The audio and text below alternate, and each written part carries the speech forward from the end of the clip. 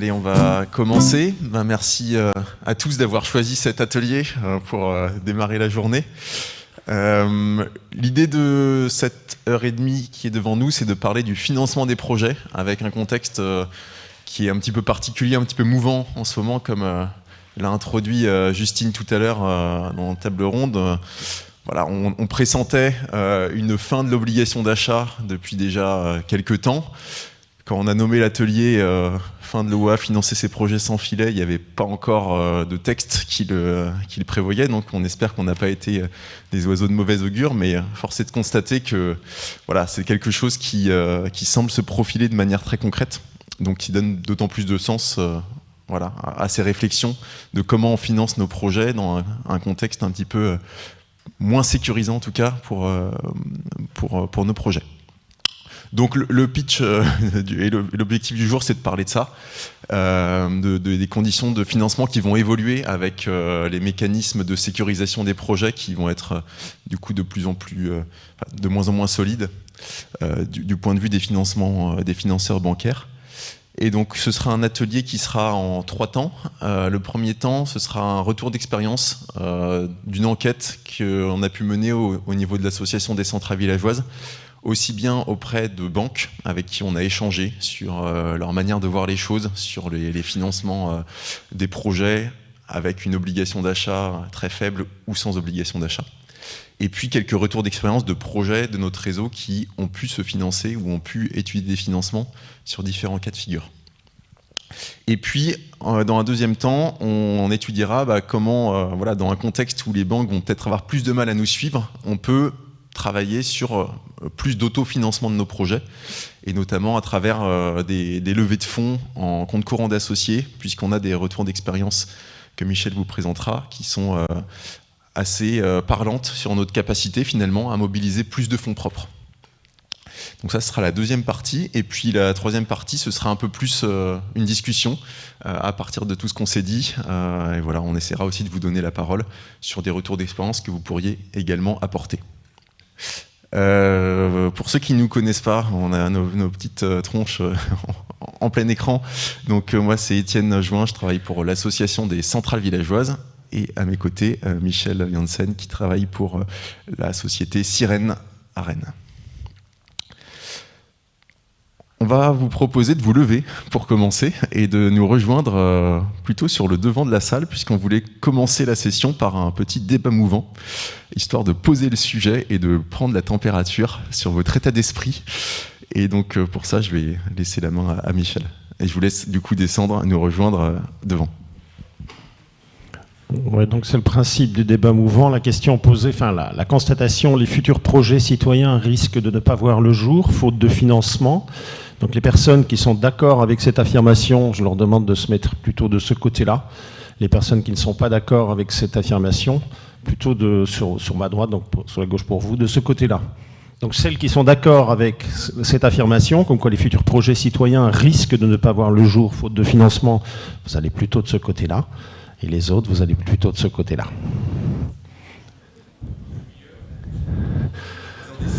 Les indécis peuvent effectivement se mettre au milieu, ou ceux qui n'ont pas d'avis. Hein, c'est ceux qui n'ont pas d'avis, c'est possible aussi.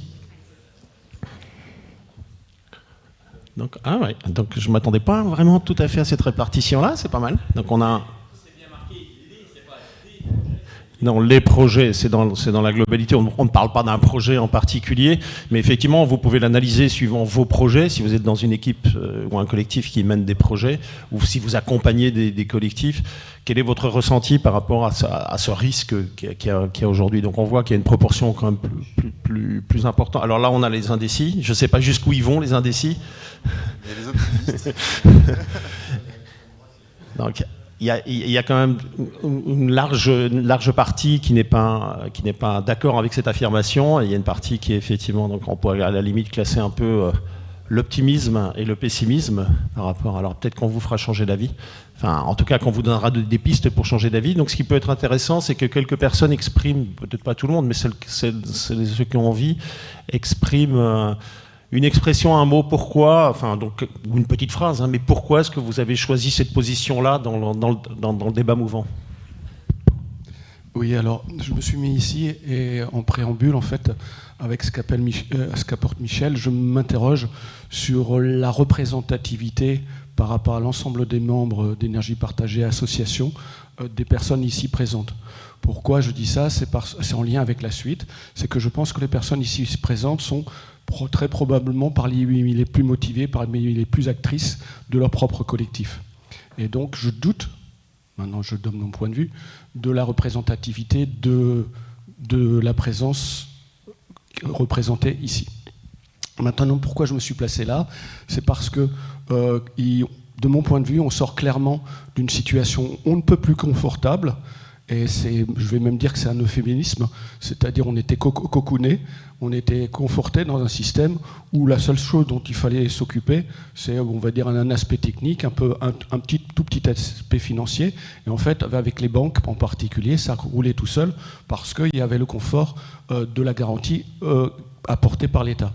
Et pourquoi je me suis placé là? C'est pour la bonne raison, c'est que dans cette culture-là, les projets, ils ont émergé dans cette zone de confort, avec des personnes qui fonctionnent d'une certaine manière. Et maintenant, il s'agit de les amener à fonctionner différemment, avec, de mon point de vue, une orientation beaucoup plus entrepreneuriale. Et je ne crois pas que ce soit dans notre culture individuelle des uns et des autres, en tout cas pris massivement, pris collectivement. J'ai dit. Merci. Et s'il y en a qui sont touchés par certains arguments, ils peuvent aussi bouger pendant le débat, c'est l'objectif.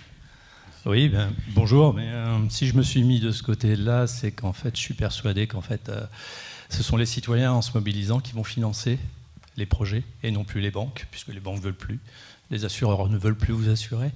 Et mon collectif est une preuve que ça peut exister. Nous sommes une association, 50 personnes ont décidé de faire une centrale sur une toiture d'un maraîcher, totalement financée par ces personnes qui bénéficient d'autoconsommation collective en retour.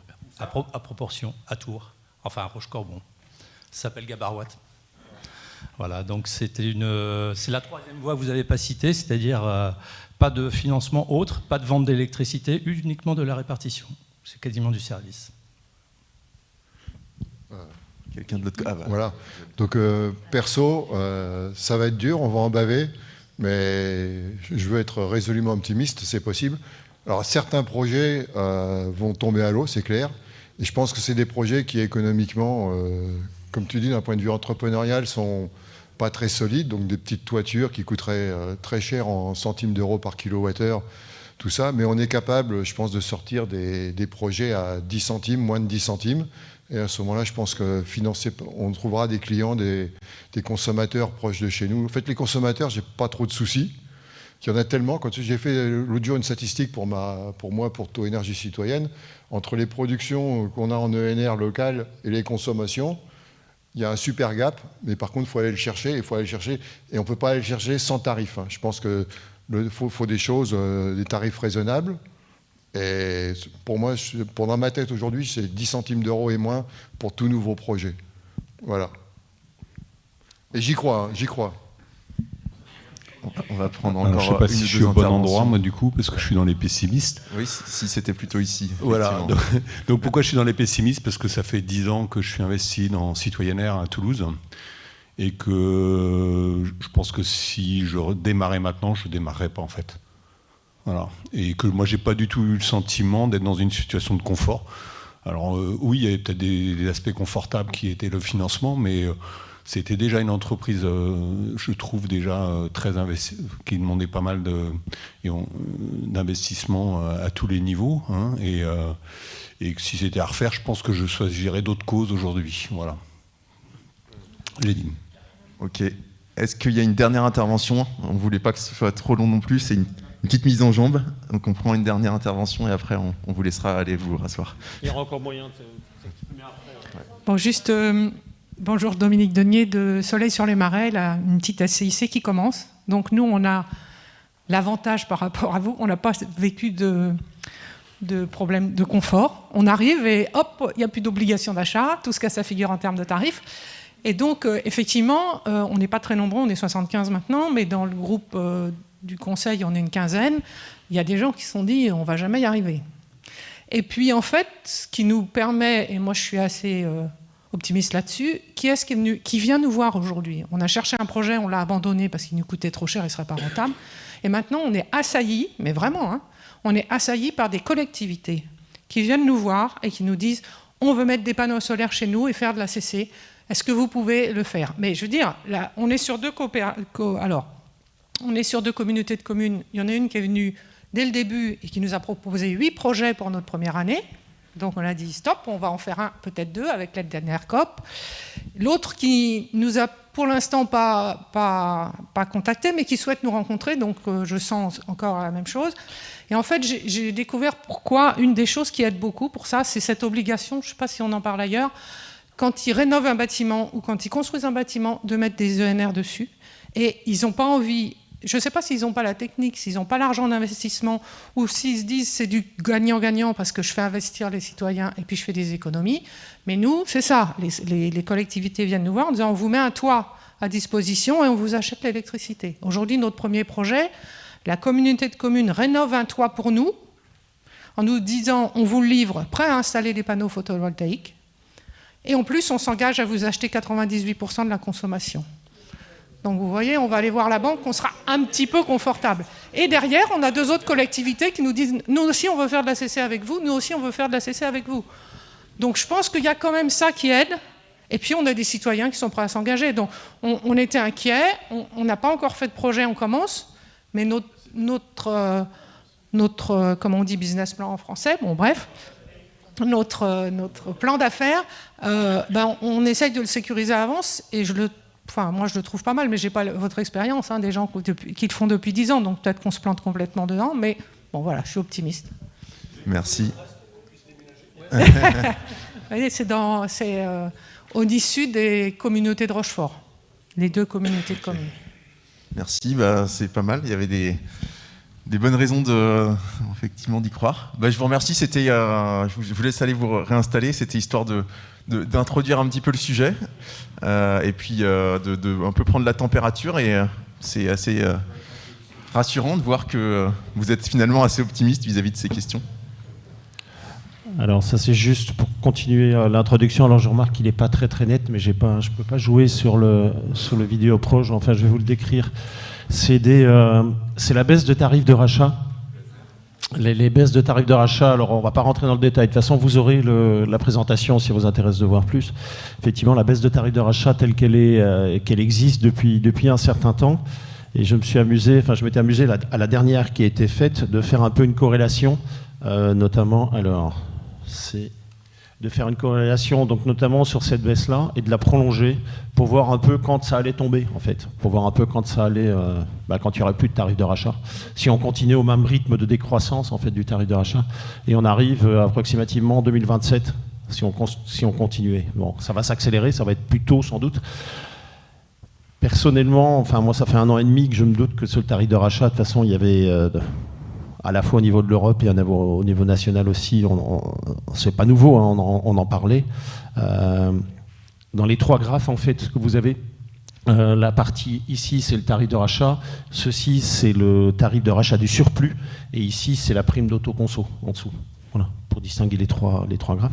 Donc effectivement, et ça c'était avant que le décret ne soit de sorte que j'avais fait ces simulations-là, mais c'est pour vous montrer que de toute façon la tendance elle était déjà bien là depuis un certain temps. Il y a eu des à-coups, hein, notamment en 2022, on a eu des à-coups, le bouclier, tout ça a modifié un peu les choses, mais on arrivait à une projection fin d'un tarif de rachat et de prime d'autoconsommation en 2027. Ça sera probablement plus tôt, on attend de voir, on peut espérer que non, mais c'est pas sûr. Donc on est dans un contexte qui change, un nouveau paradigme qui s'offre à nous. Et donc voilà, il y a de moins en moins de tarifs de rachat, voire il n'y en a plus du tout. Et donc l'autoconsommation collective ou l'autoconsommation individuelle pour certains bâtiments devient en fait indispensable pour équilibrer nos projets photovoltaïques sur toiture. Sachant que l'obligation d'achat restait jusqu'ici quand même une sécurité pour gérer notre surplus, pour gérer les questions de responsabilité d'équilibre et pour gérer la demande de financement, puisqu'on va le voir, les banques, même avec un tarif d'obligation d'achat faible, le prenaient largement en compte. Donc on a déjà malgré tout des configurations existantes qui conduisent à se passer complètement du tarif d'obligation d'achat, notamment dans certaines régions où il y a des aides à l'investissement. Donc on le verra dans les retours d'expérience, on a des projets qui sont déjà montés en autoconsommation collective sans obligation d'achat parce qu'il y avait une subvention et que les deux ne sont pas compatibles. On a également le cas aujourd'hui de projets qui ne sont plus éligibles en termes de puissance à l'obligation d'achat, et je pense notamment aux grandes toitures de plus de 100 kg sur lesquelles on peut craindre d'aller sur les appels d'offres simplifiés, ou sur les petits projets au sol de moins d'1 mégawatt sur lesquels il n'y a aucun dispositif de soutien, même si ça va changer ça, puisqu'il y aura les appels d'offres simplifiés.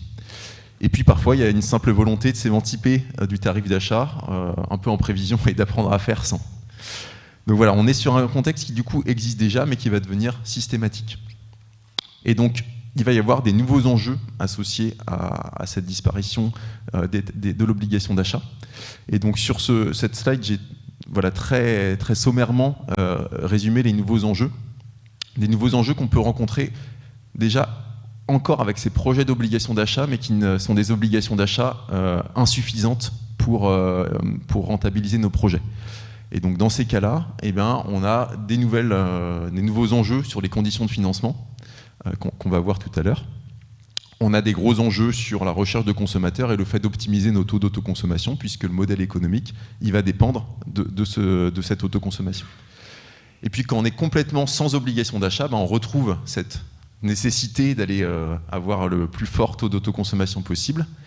Mais on a deux gros nouveaux enjeux associés qui sont la recherche d'un responsable d'équilibre et d'un acheteur du surplus. Donc ça fait l'objet d'autres travaux au sein du réseau et ça fera l'objet d'un atelier à Redon. Le rendez-vous est lancé au mois de juin. Et puis, un autre nouvel enjeu sur les conditions de financement de nos projets sans obligation d'achat. Et c'est ce qu'on va voir aujourd'hui. Donc je vais vous proposer une petite partie de retour d'expérience sur ces questions de financer nos projets avec les banques. Et donc en termes de méthodologie, au niveau de l'asso des centrales villageoises, depuis quelques mois, on a fait un petit tour.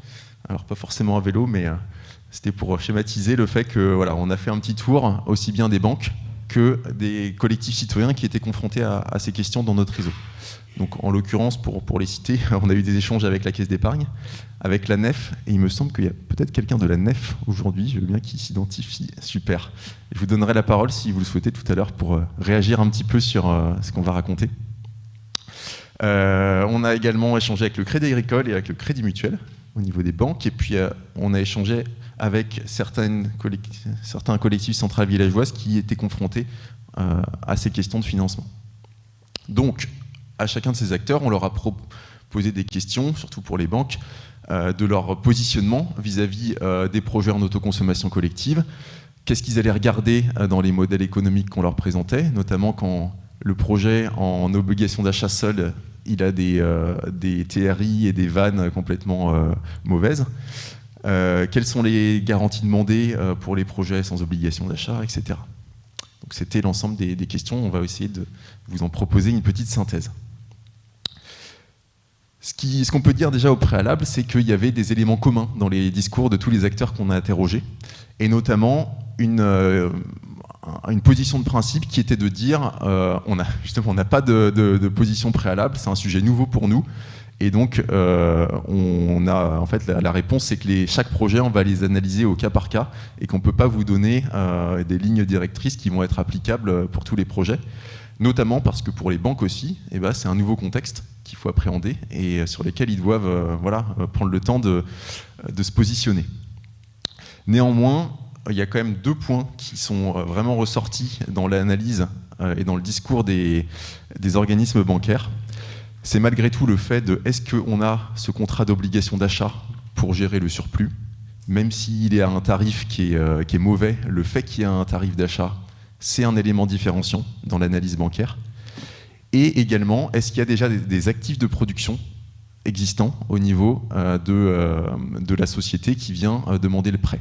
Et est-ce que ces actifs de production font l'objet de garanties au sein de la même banque? Auquel cas, on verra, ça peut également faciliter les choses. Et donc, sachant cela, j'ai essayé de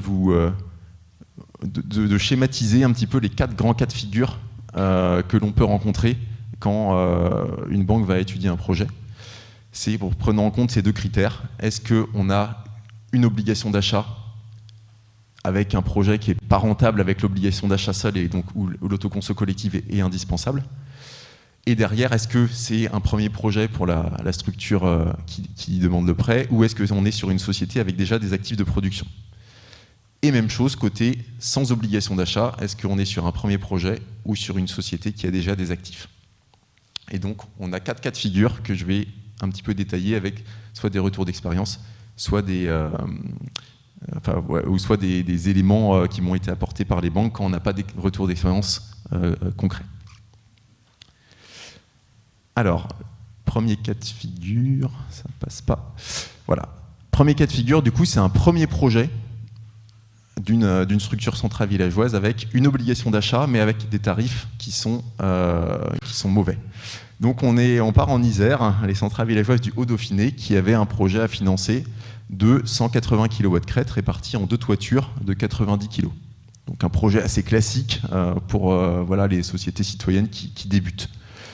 Ils ont obtenu des tarifs d'obligation d'achat respectivement à 9 et 7,92 centimes d'euros. Et quand ils font le business plan, en fait c'est pas bon. On n'a pas sur 20 ans, on n'obtient pas une rentabilité suffisante en termes des indicateurs habituels, TRI, VAN, etc.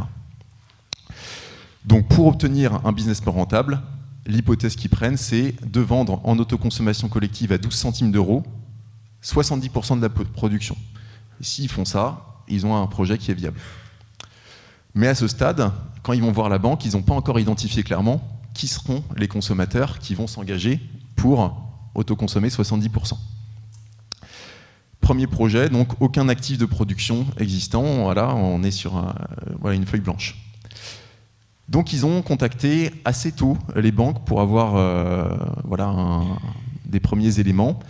Et suite à ces rendez-vous, les banques ont eu une démarche assez prudente vis-à-vis de l'autoconsommation collective en disant nous, s'il n'y a pas de consommateurs clairement identifiés, ça paraît compliqué qu'on prenne en compte dans votre business plan le fait que vous allez vendre en autoconsommation collective.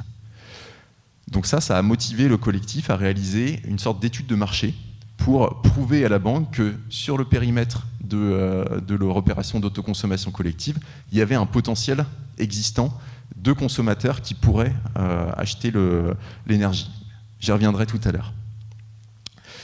Néanmoins, les banques, vu qu'il y avait une obligation d'achat, ils ont accepté d'étudier le projet et ils ont un petit peu changé leur manière de réfléchir en disant on est OK pour arrêter de regarder les indicateurs de rentabilité du projet et se focaliser sur votre capacité à nous rembourser nos échéances de prêt.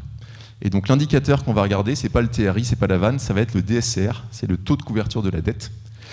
Et nous, en tant que banque, si vous avez un DSCR supérieur à 115%, c'est-à-dire des rentrées d'argent qui couvrent plus de 115% de l'échéance annuelle qu'on doit à la banque, et dans ce cas-là, on est d'accord pour vous financer. Et donc ça, pour calculer ce DSCR, il regardait que les entrées d'argent avec l'obligation d'achat, donc avec les tarifs à 9 et 7 centimes. La conséquence de ça, c'est qu'il faut soit augmenter la durée du prêt, soit augmenter la part des fonds propres, puisque du coup, on va avoir des recettes qui sont moindres par rapport à ce qui est espéré. Et donc, il faut peut-être emprunter moins pour être capable de rembourser en respectant cette demande de la banque. Donc ça, c'était le premier cas de figure. Donc c'était quand même rassurant pour la société citoyenne qui s'est dit on va réussir à financer ce projet. Par contre, ça veut dire qu'il faut qu'on fasse une levée de fonds et aller chercher plutôt 40 à 50% de fonds propres plutôt que 20%. Finalement, ils ont eu la bonne idée de demander à la communauté de communes s'ils pouvaient garantir une partie du prêt et ils ont obtenu une garantie de la collectivité à hauteur de 50% du prêt, ce qui a permis de débloquer complètement la situation et d'avoir des offres de financement qui étaient à hauteur, avec une part de fonds propres moindre. Donc je vous ai mis un tableau récapitulatif avec tous les organismes bancaires qui ont été contactés par cette centrale villageoise. Je vais essayer d'aller un petit peu vite parce que je vous ai déjà donné les éléments essentiels, mais en première approche, les 3 banques qui ont été contactées dès le début, vraiment, le discours commun, c'était de dire on ne va pas prendre en compte l'autoconsommation collective si vous n'avez pas identifié les clients. Et donc, si on veut vous prêter, c'est soit vous trouvez une collectivité qui est prête à s'engager sur une durée longue, et donc nous, on a une garantie que la production va vraiment être vendue en obligation d'achat sur toute la durée du prêt. Soit vous trouvez une garantie par la collectivité sur une partie du prêt, ce qui va nous rassurer vis-à-vis de votre capacité à la rembourser et réduire notre risque. Donc c'est ce qu'ils ont fait. Soit vous allez chercher, on fait appel à une garantie apportée par une autre structure, une garantie bancaire, on va y revenir après, comme la BPI, qui permet de la même manière que la collectivité de garantir une partie du prêt. Mais ça a un coût pour la société citoyenne qui n'est pas négligeable. Ou enfin, l'option que je vous disais tout à l'heure, c'était ne considérer que les recettes en obligation d'achat et donc demander une augmentation des fonds propres ou bien une très longue augmentation de la durée du prêt. Finalement, peut-être dire un mot sur la nef qui n'avait pas été contactée dès le début mais qui l'a été par la suite, qui a eu un discours qui revient un petit peu à ceux des autres partenaires bancaires, qui est de dire nous, on a besoin d'avoir des garanties sur le fait qu'il y ait des consommateurs qui peuvent prendre part à l'autoconsommation, et donc d'avoir des lettres d'engagement, pas forcément les contrats signés à ce stade, mais des lettres d'engagement pour pouvoir se baser là-dessus. Et donc finalement, ils ont eu des offres de prêt de 3 de ces 4 banques. Donc le dossier a été accepté avec le Crédit Agricole qui a eu un petit problème interne, mais qui était prêt à faire une offre également. Mais sur lesquels, ce qui a été retenu souvent, c'était du coup la garantie de la caution de la communauté de communes qui a permis de débloquer la situation. Un petit focus sur l'étude de marché qui a été réalisée. Donc ça, c'est quelque chose qui finalement n'a pas été pris en compte dans l'analyse bancaire, pour la simple et bonne raison qu'une fois qu'il y a eu la garantie de la collectivité, en fait, les banques étaient satisfaites et elles ne sont pas allées trop chercher des problèmes vis-à-vis de l'autoconso collective. Néanmoins, j'ai échangé notamment avec la nef à ce sujet, donc votre collègue, qui m'a dit que pour le coup, ça c'était une analyse qui, eux, leur paraissait pertinente, et que si on avait un projet sans obligation d'achat un petit peu plus risqué, c'est quelque chose qui allait pouvoir potentiellement les rassurer et contribuer au fait que le projet soit finançable. Donc qu'est-ce qu'a fait les centrales villageoises au Dauphiné ? Ils ont identifié quel était le volume de consommateurs, un petit peu le panel type de consommateurs leur permettant de répondre à cette exigence de 70% d'autoconsommation. Et donc très concrètement, ils ont dit pour avoir 70% d'autoconsommation, on a besoin de 10 clients, c'est-à-dire, alors je dis des bêtises parce que je vois mal la slide, mais c'est-à-dire 3 restaurants, 2 boulangeries, 10 particuliers, etc. Donc ils ont identifié un panel type de consommateurs, ça avec un logiciel d'autoconsommation.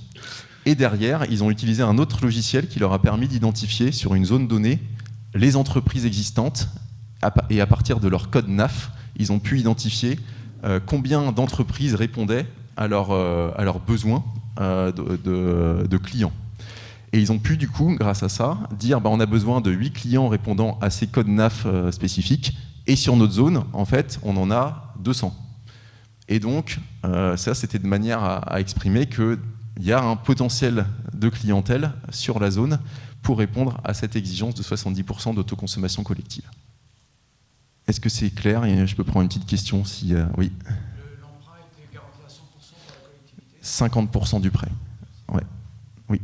Et je voulais savoir, les logiciels dont tu parles, est-ce que c'est les assos centrales villageoises qui mettent ça à disposition de toutes les centrales, ou est-ce que chacun fait comme il a envie ? Alors là, ils ont utilisé des logiciels qui sont des logiciels payants, qui n'ont rien à voir avec ce que nous on a mis en place. C'est leur installateur qui leur a prêté la licence du logiciel dont j'ai oublié le nom, mais je pourrais le retrouver, pour l'autoconso collective. L'intérêt, c'est qu'il avait des courbes de charge type. Donc c'est comme ça qu'ils ont pu établir le fait que si on met 2 restaurants, ça donne ça. Et puis logiciel Smapen, là moi je connaissais pas, mais c'est un logiciel qui du coup est plutôt un référencement cartographique des entreprises notamment. Et là aussi, ils ont pris une licence payante sur un temps très réduit pour mener l'analyse. Ok, oui, une petite dernière question. Dans le cas où il n'y avait pas la garantie de la Comcom pour le prêt, du coup, la banque leur demandait éventuellement soit d'allonger la durée du prêt, soit d'augmenter la part de fonds propres. Ouais. Est-ce que tu as une idée de la part de fonds propres qu'il aurait fallu du coup pour le prêt ? Ouais, c'était autour de 40 à 50%. Sachant qu'on était sur des contrats d'obligation d'achat qui étaient avec des tarifs pas terribles, mais pas non plus catastrophiques. On est entre 7 et presque 8 et 9 centimes. Donc avec ces tarifs-là, sur des 100 kilos dans l'Isère, voilà, on arrive quand même à faire un petit peu de rentrée d'argent. Donc c'est pour ça. Si ça avait été des tarifs à 4 centimes, la part de fonds propres nécessaire aurait été encore supérieure. Pardon, j'avais juste une question, pardon. Je suis là. Par rapport au tarif qui est proposé à 12 centimes, hors taxe, est-ce qu'il y a beaucoup d'entreprises, de boulangers, gros consommateurs qui ont des tarifs qui vont être intéressés par ce type de tarif quand on rajoute les taxes en particulier et la turpe qu'ils paieront quand même, le turpe? Ouais, alors il n'y aura plus la taxe du coup, il n'y aura plus l'accise, ça c'est la bonne nouvelle. On est un petit peu dans la limite de ce qui est intéressant. Vis-à-vis des particuliers, 12 centimes, ça va être un petit peu l'équivalent en prenant en compte l'exonération d'accise avec les tarifs réglementés. Donc pour les professionnels, généralement, ils peuvent avoir des tarifs inférieurs. Après, il faut mettre en place les arguments autres de stabilisation du prix et de projet local. Donc ça, c'est le challenge suivant pour la structure. Et donc, ce sera le retour d'expérience pour dans 6 mois. Après, pour vous donner une réponse autre, sur d'autres projets portés par les centrales villageoises, on a souvent des tarifs au-delà de 12 centimes, plutôt autour de 13. Et ils ont réussi à aller chercher des entreprises, des collectivités, des particuliers pour consommer l'électricité. Voilà. Même quand c'est pas hyper intéressant financièrement, avec les autres arguments qu'ils ont pu faire valoir, ils ont trouvé un public.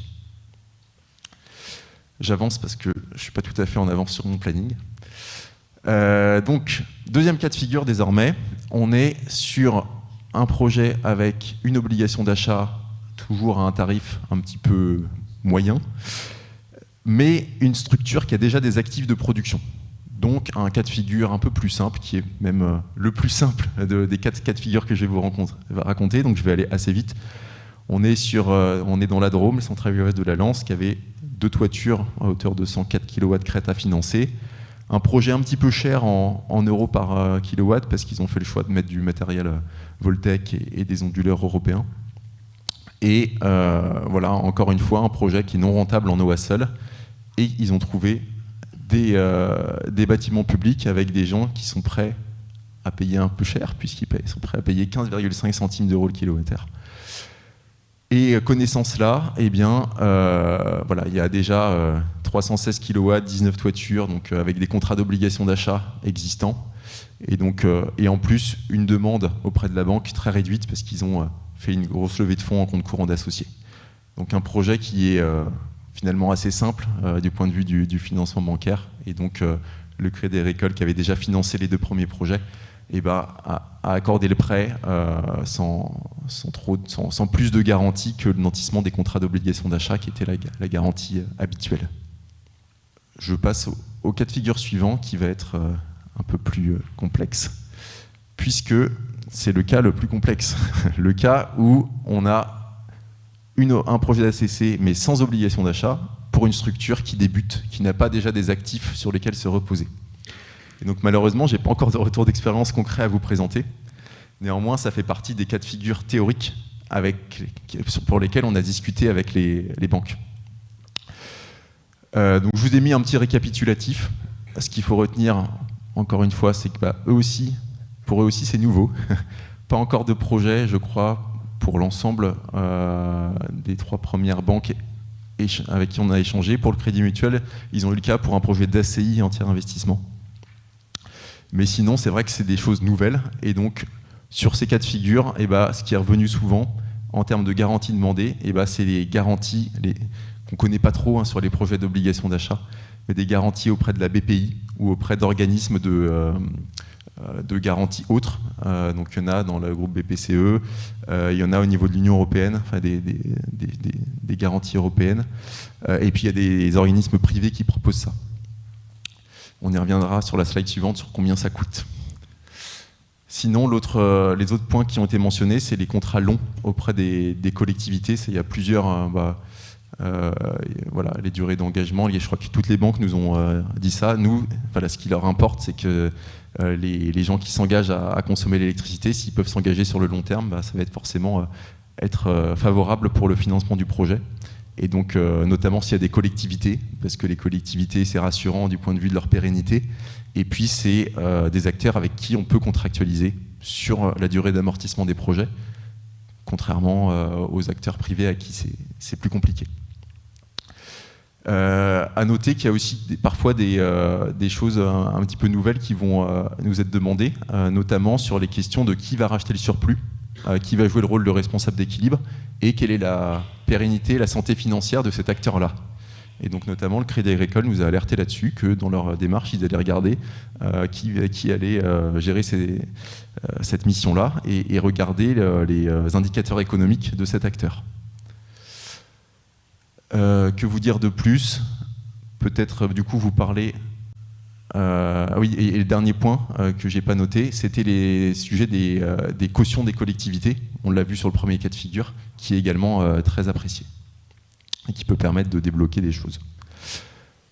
Donc les garanties bancaires, le principe, c'est que vous avez un acteur qui va s'engager à vos côtés en phase de prêt pour prendre votre relais en cas de défaillance de votre part sur le paiement des mensualités auprès de la banque. Souvent, ces acteurs-là, ils vont couvrir qu'une proportion du prêt. Alors, c'est souvent 50%, mais ça peut être plus ou moins. Et donc ça va avoir un coût, c'est-à-dire que vous allez payer cet acteur pour qu'il prenne le risque, entre guillemets, à vos côtés. Et le coût que m'a donné notre interlocuteur à la NEF, l'ordre de grandeur de coût, c'est à peu près 0,8% par an de l'encours garanti.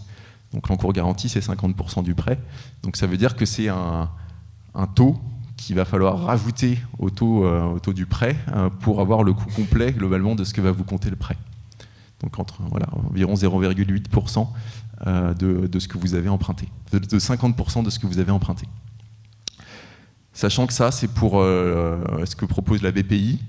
La NEF me disait qu'il y a des garanties vertes qui pourraient être éligibles pour nos projets, qui pourraient être plus intéressantes pour nous et sur lesquelles ils sont en train de travailler pour faire en sorte que ces projets-là puissent en bénéficier.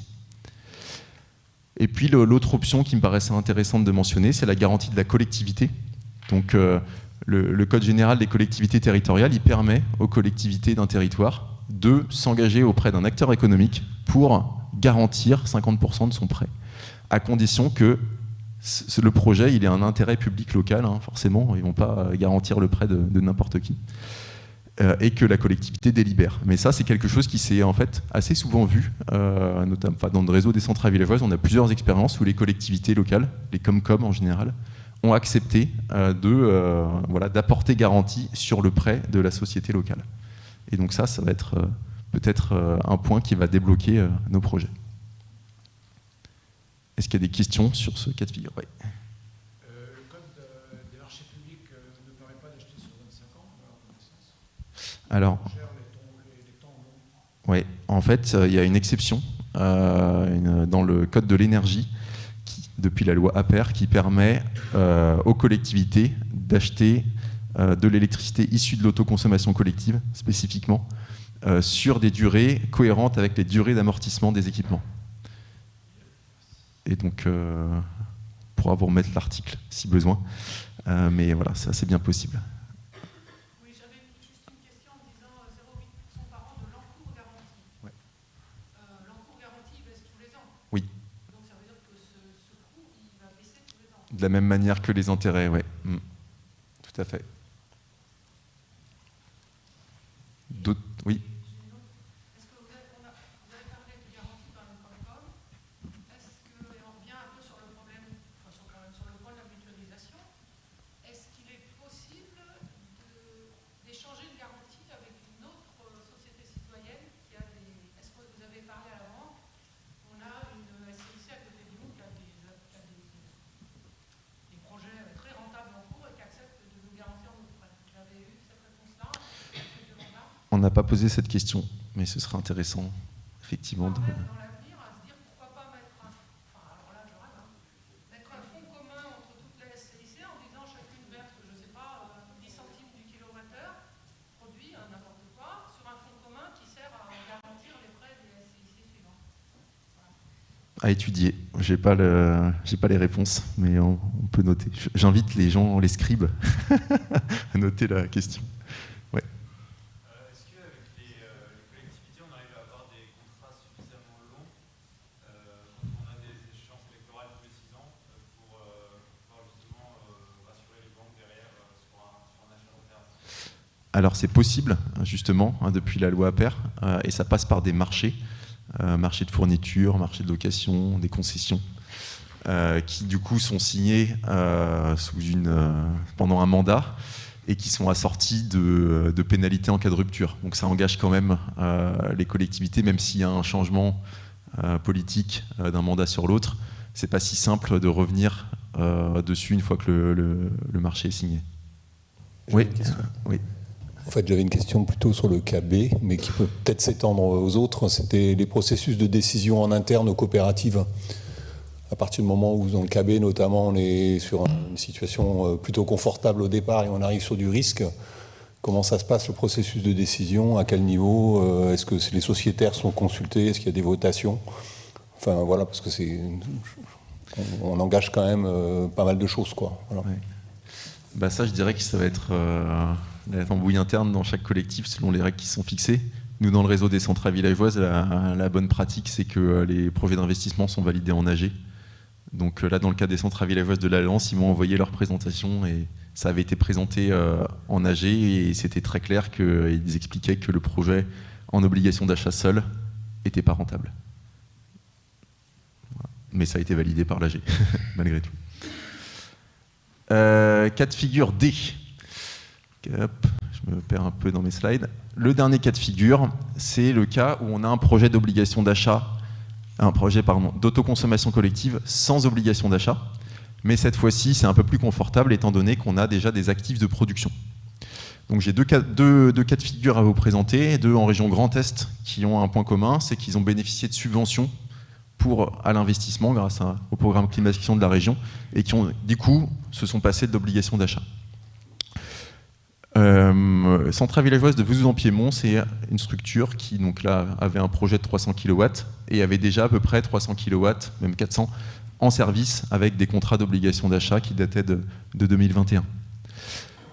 Ils ont sollicité un prêt de 100 000 € auprès du Crédit Agricole pour l'investissement de 277 000. Donc là, on était sur un financement avec, on va dire, à peu près 100 000 € de subvention, 100 000 € de prêt et 77 000 de fonds propres.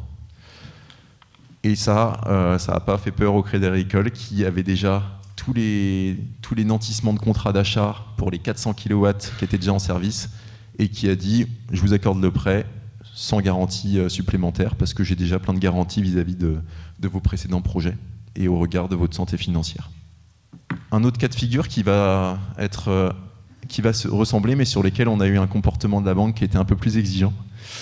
On passe en Alsace, un projet de 230 kW qui coûte 328 000 € alors que ça peut paraître aussi assez élevé, mais c'est du matériel Voltec.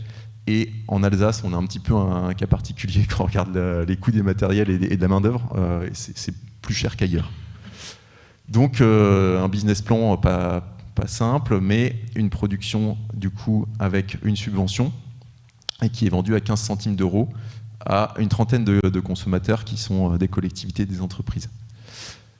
Ils avaient déjà 9 toitures en service, 8 avec un contrat d'obligation d'achat et une en autoconsommation individuelle avec une ACI totale.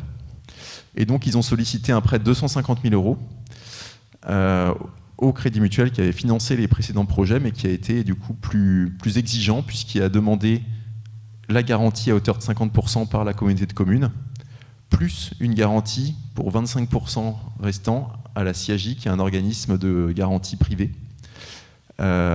qui paraît-il coûtait moins cher que la BPI, mais qui sur la durée du prêt coûte à la centrale villageoise tout de même 6 000 €. Donc voilà, pas négligeable non plus. Et donc, ils ont obtenu un prêt sur 15 ans à 2,90, qui était plutôt un bon taux. Et ils sont sur voilà, un deuxième prêt avec un même schéma en cours de négociation. Donc, tout ça pour dire que voilà, on voit qu'on a deux cas de figure qui sont quand même assez semblables, mais avec des exigences assez différentes au final. Donc, voilà, d'une banque à l'autre, il peut quand même y avoir des lectures et des exigences assez différentes. Mais la bonne nouvelle, c'est qu'on a réussi à financer des projets dans tous les cas. Voilà, et donc une petite synthèse. On a vu les quatre cas de figure. Donc, pour le premier cas, on a vu que c'était possible, mais qu'il y avait quand même des nouveaux sujets en termes de garantie qui étaient demandés. Pour le deuxième cas, si on a déjà des actifs de production et une obligation d'achat, globalement, ça se passe bien. Mais c'est un cas qui va petit à petit disparaître. Pour le cas le plus complexe, où on n'a pas d'actifs de production, pas d'obligation d'achat, eh bien, dans ces cas-là, on a des nouveaux systèmes, des nouveaux mécanismes de garantie bancaire qu'on ne connaissait pas trop jusqu'ici qui vont arriver. Et puis, le dernier cas de figure, on a déjà des actifs de production, on voit que ça facilite quand même grandement les démarches, même si on a de nouvelles garanties qui peuvent également nous être demandées. Voilà, je crois que j'ai terminé cette petite synthèse. Peut-être, avant de passer à toi, Michel, Vincent, si vous voulez peut-être réagir, si ça vous paraît pertinent en tant que membre de la nef. Oui, alors ça me paraît parfaitement pertinent. Peut-être, je prends 5 minutes. Ouais, histoire peut-être juste de représenter très rapidement la nef. On est une coopérative bancaire citoyenne, très simplement on collecte de l'épargne auprès de particuliers et on finance des projets dans l'écologie, la culture et le social. Pour ma part, je suis banquier à Bordeaux et j'accompagne donc un portefeuille d'entreprises qui n'évolue pas que dans les énergies renouvelables, mais j'ai quand même une casquette particulière puisque je suis référent sur le photovoltaïque à la nef. Donc c'est des sujets qui m'intéressent beaucoup et j'ai plaisir à partager du coup cette journée avec vous. Chaque année, on finance pas mal de projets sur les énergies renouvelables. L'année dernière, ça représente 30 millions d'euros d'investissement, dont 20 millions d'euros sur les énergies solaires seulement. Donc c'est assez significatif. Et j'ai fait un petit recensement rapide des projets en autoconsommation collective. Et là, j'ai identifié au moins 4 millions d'euros de projets financés sur des projets allant sur des tickets de 180 000 euros à peu près 1,5 million. Donc ça veut dire qu'on a déjà, ces expériences-là sur ces secteurs d'activité. Ensuite, nos constats, finalement, ça recroise ceux qui ont été amenés ici par Étienne. Les projets sont protéiformes. On sort vraiment d'une logique où on pouvait industrialiser du crédit puisque les projets se ressemblaient. Et c'était assez facile pour les acteurs bancaires d'intervenir. Et là, effectivement, on se rend compte aujourd'hui qu'il faut faire du sur-mesure. L'avantage que l'on a à la nef, c'est qu'on est des petites équipes et on peut se mobiliser. On travaille en proximité avec le réseau Centrale Villageoise, Énergie Partagée, Investissement, pour essayer justement de concevoir les solutions de financement et de garantie pour accompagner les collectifs. Donc on a cette agilité-là, ça va être, je pense, un atout pour demain. C'est pour ça que moi je me suis mis du côté des optimistes, puisque finalement on trouve des solutions.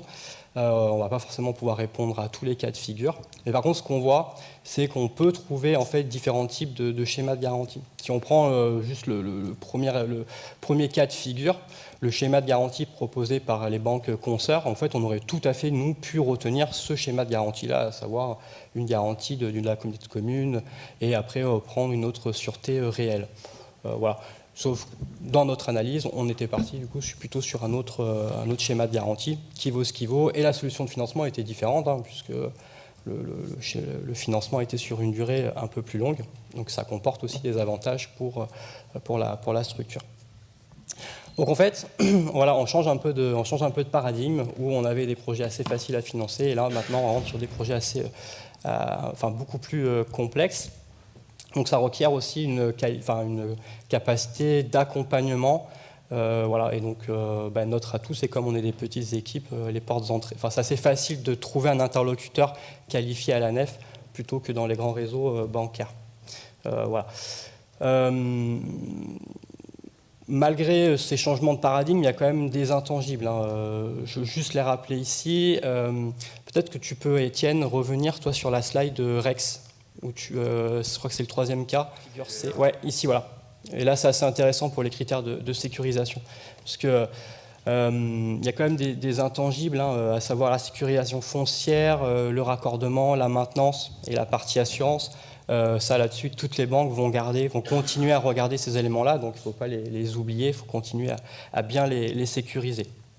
Et après, côté nef, mais on le ressent un petit peu dans les remontées, on voit que les banques, elles ont accentué leur analyse sur le côté acheteur et consommateur.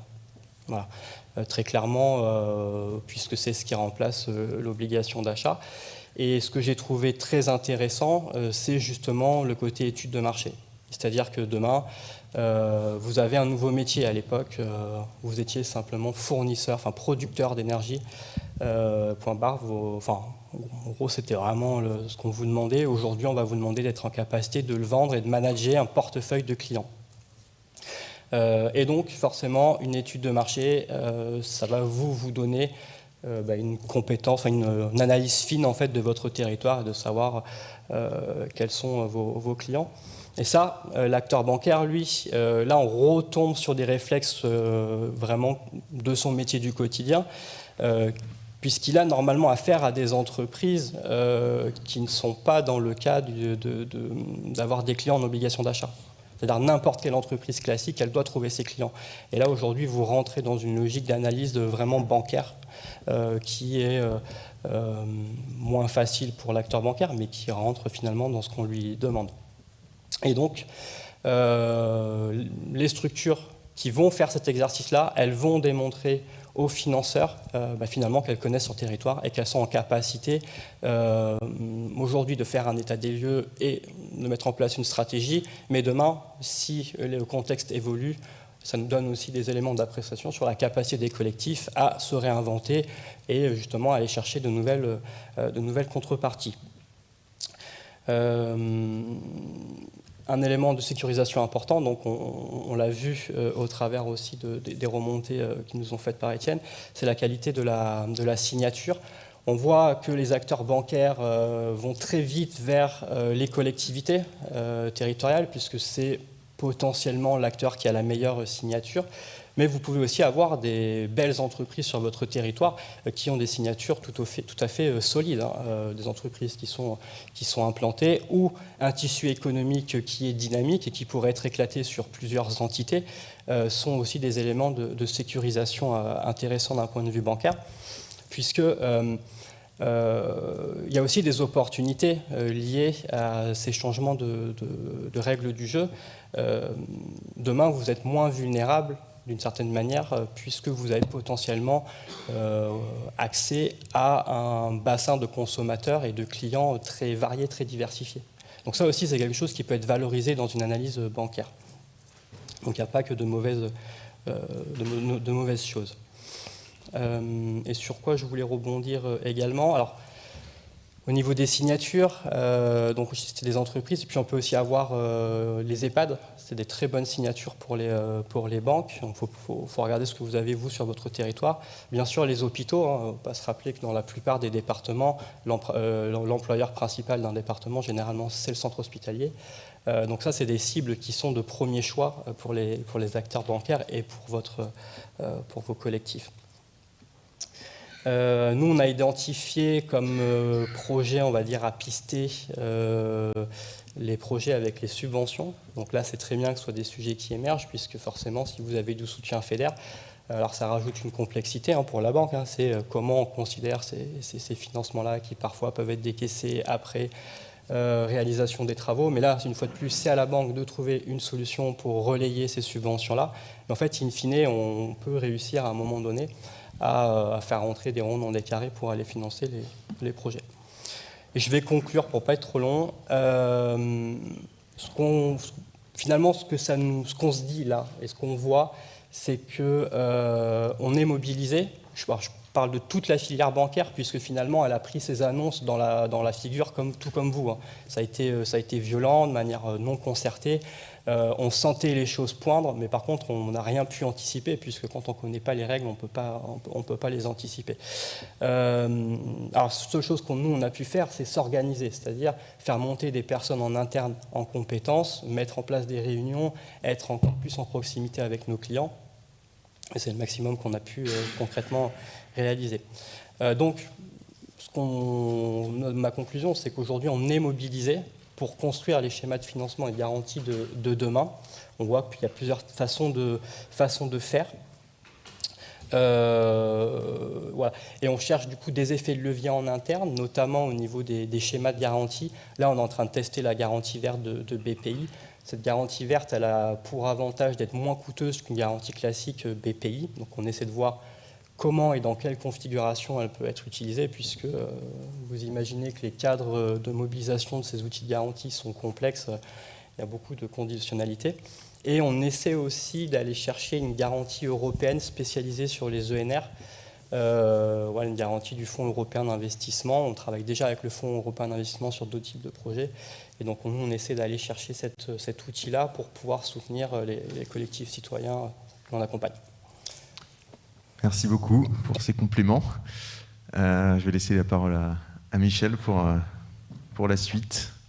Voilà, donc moi donc on est sur un sujet effectivement du financement. Je vais élargir un tout petit peu, parce qu'effectivement la modification, tout ce qu'on va avoir, notamment, enfin voilà, ce qui est inscrit là pour l'instant, qui n'est pas encore acté définitivement, mais ce qui est inscrit, donc on va avoir une modification à la fois sur le financement, mais il va y avoir plein de modifications derrière dans la structuration, dans la gouvernance, dans le fonctionnement de nos coopératives. Donc je vais élargir un petit peu avant de revenir sur le mode de financement tel qu'on peut le faire avec des exemples. Donc effectivement, donc on est, comme ça vient d'être dit, dans un changement de paradigme, de la subvention à la valeur locale, où on passe du modèle, ça reprend ce qui a déjà été dit, mais du modèle OA, on finance, on installe et on facture. Et puis après, on refacture une fois par an pendant 20 ans, et c'était le fonctionnement initial. Et on passe dans un modèle, effectivement, post-subvention, avec donc beaucoup plus d'étapes à franchir et à faire, et surtout les dernières étapes, le recrutement, les factures, la répartition, l'ajustement et les optimisations, qui sont des choses qui vont se faire sur toute la durée. Aujourd'hui, nous, enfin ça c'est juste ce que nous on a choisi au niveau de notre coopérative, une boucle on la considère pour 30 ans. Voilà, donc les cotes, d'ailleurs, on les signe. Au début, on les signait, les premières boucles qu'on a faites, on les signait sur 25. Aujourd'hui, on a tendance à les signer sur 30 ans. Donc on sait que ça va être sur une durée longue qu'on va devoir effectuer toutes ces opérations. Donc ça rajoute effectivement, ça rajoute pas mal d'étapes et donc pas mal de boulot derrière. Donc on entre dans une logique aussi du coup de gestion des actifs énergétiques, chose qu'on ne faisait pas du tout en fait avant. On ne gérait pas, on installait nos centrales et on ne gérait pas les actifs. Aujourd'hui, on doit les gérer. Alors les gérer, ça veut dire effectivement, il y a plein d'étapes pour gérer, pour optimiser en permanence effectivement, puisqu'on va avoir nos clients, ils sont pas les clients qui rentrent au début de la boucle à l'année 1, ça sera plus les mêmes à l'année 30. Donc effectivement, il va y avoir des sorties, des rentrées, on va devoir retrouver de nouveaux clients. Il y a ceux qu'on aura pu sécuriser sur une certaine durée, notamment parce que c'était l'obligation de garantie, notamment pour obtenir les prêts bancaires, mais il y en a plein qui vont sortir, rentrer. Alors, donc il va falloir assurer toute cette gestion des actifs, parce que ça va changer effectivement au niveau des répartitions.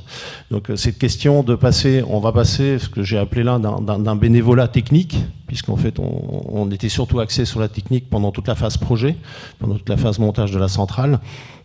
Et on va passer à une gouvernance qui va être plus structurée, qui va devoir intégrer un pilotage, une contractualisation et une gestion des risques.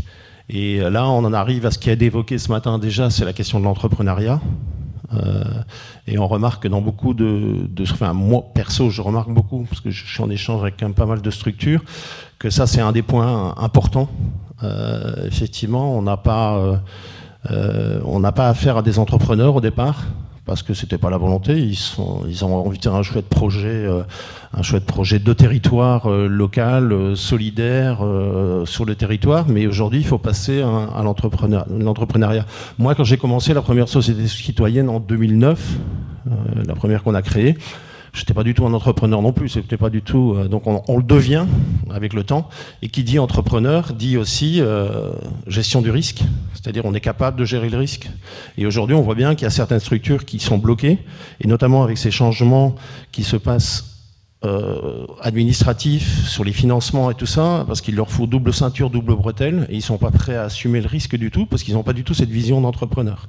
Et un entrepreneur, c'est quelqu'un qui prend un risque, inévitablement. Alors il faut le calculer, le risque, hein, on est bien d'accord, parce qu'on embarque des sous qui ne sont pas les nôtres, et donc il faut bien faire attention à tout ce volet-là. Mais donc on va avoir cette logique d'entrepreneuriat et cette logique de professionnalisation. Ça a été aussi évoqué ce matin par les 3 intervenants lors de la table ronde, là. Il y a la professionnalisation sur laquelle il va falloir effectivement travailler, parce que je crois qu'elle est inéluctable, parce que le bénévolat, ça fonctionne très bien, mais c'est un temps limité, c'est un épuisement des bénévoles, et surtout, beaucoup de sociétés citoyennes commencent avec un noyau de bénévoles qui sont assez restreints. Hein, on peut avoir un noyau de 20 personnes, mais réellement, il y a 5-6 membres qui sont très très actifs, et puis le temps passe, sur 30 ans, ces 5-6, ils ne seront plus là.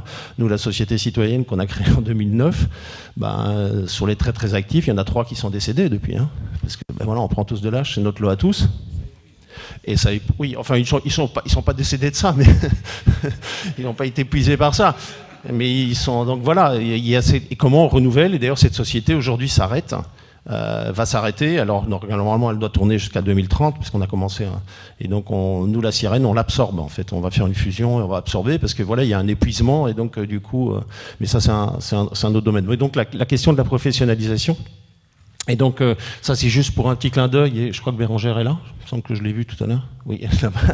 Donc effectivement, Énergie Partagée travaille aussi notamment sur un projet européen sur la question de transformer nos collectifs en véritables entreprises du territoire. Donc je ne vais pas aller plus loin, mais je crois que c'est vraiment super important et qu'il y a un accompagnement aussi des réseaux là-dessus, sur le volet professionnalisation et sur le volet de créer une entreprise. Et une entreprise, c'est pas un gros mot, ça peut être une entreprise citoyenne, mais pour certains, ça peut être considéré, parce qu'il y a toutes les valeurs, il y a tout l'ADN qu'on a mis dedans au départ, comment est-ce qu'on le respecte cet ADN-là en transformant finalement notre collectif en entreprise. Et donc voilà, ça je vous laisserai contacter ou discuter pendant le temps de midi avec Bérangère sur ce programme, mais je trouve que c'est vachement intéressant en tout cas. Sinon, nous au niveau plus local, et notamment, oui je vois Aurel qui sourit, donc on a fait un petit groupe de réflexion, nous, local, en Ille-et-Vilaine, et avec Loire-Atlantique, donc autour de Redon, je vais dire, où on a réuni effectivement le réseau Récit, c'était Aurel qui était là, on a réuni Énergie du Pays de Vilaine, donc, qui est à Redon, et Sirène, pour essayer de réfléchir à comment on allait pouvoir sauter le cap. On avait intitulé ça « Sauvons soldats solaires ». Comment est-ce qu'on pouvait sauter le cap et de passer d'un modèle historique à un modèle plus pérenne, plus résilient finalement, et plus complexe donc à gérer. Donc on s'est amusé en fait, on a fait suivant le principe de la matrice SWOP, là où vous faites les freins, les opportunités, on a essayé d'identifier ce qui ressortait vraiment dans les discussions qu'on a pu avoir, on a identifié donc une forte instabilité réglementaire, une baisse des tarifs de rachat et les incertitudes sur les règles ACC. C'est exactement ce qu'on est en train de vivre là maintenant, et on a bien, en tout cas nous, au niveau de nos coopératives et ce qu'on avait comme ressenti, c'est vraiment ce qui ressortait le plus. Après vous avez tous les autres besoins, mais toutes les autres freins qui avaient été identifiés. Et si on traduisait ces freins en besoins, on voyait qu'il y avait un premier point qui était très très important et qu'on n'avait peut-être pas identifié tout de suite, c'est le besoin de rassurer. Beaucoup de collectifs ont énormément besoin d'être rassurés avant, comme quoi c'est pas une catastrophe. Le changement qu'on vit là maintenant, c'est pas une catastrophe, il faut qu'on adapte. Mais donc il y a toute une étape pour rassurer en fait les collectifs qui nous semblait très importante. Donc il y a une diversification des modèles, un financement autrement, on revient à la question du financement, et une professionnalisation donc qui reprend là, vous aurez l'occasion de pouvoir le lire, les autres. Les opportunités identifiées, je ne vais pas m'attarder dessus, mais bon, on avait essayé d'identifier, tester des micro-ACC, le stockage collectif. Voilà, cet après-midi, il y a notamment un atelier sur le stockage. Donc il y a des questions des flexibilités sur lesquelles on peut travailler. Donc voilà, il y a des solutions. Là, on avait essayé d'identifier en tout cas quelques opportunités. Et Le même exercice, enfin sensiblement le même, a été refait lors des journées Taranis, donc c'est le réseau breton pour les sociétés citoyennes, a été fait donc à Rostronin en décembre, et on voyait les freins là qui sortaient, c'était la défiance des banques. Ça, c'est le premier frein qui sortait, parce que vous aviez le nombre de votes à côté. Donc, vous voyez, vous avez un vote, c'était 10, ça, c'est ce qui ressortait vraiment le plus parmi toutes les sociétés citoyennes qui étaient présentes. C'est la défiance des banques, car moins de garanties, la gestion long terme, donc la question de mobiliser de nouveaux bénévoles, la forte variabilité politique et le manque de notoriété, de la connaissance de l'ACC auprès de la population. C'est vraiment les freins importants. Donc, on voit que toute la question financement, la question des banques, était vraiment les points qui ressortaient assez fortement. Parce que, par rapport aux autres, vous voyez, vous avez augmentation des assurances qui ressortait un peu, manque de soutien, mais c'était moins, en tout cas, une préoccupation des personnes, enfin des sociétés citoyennes qui étaient représentées lors de ces journées bretonnes de l'énergie renouvelable.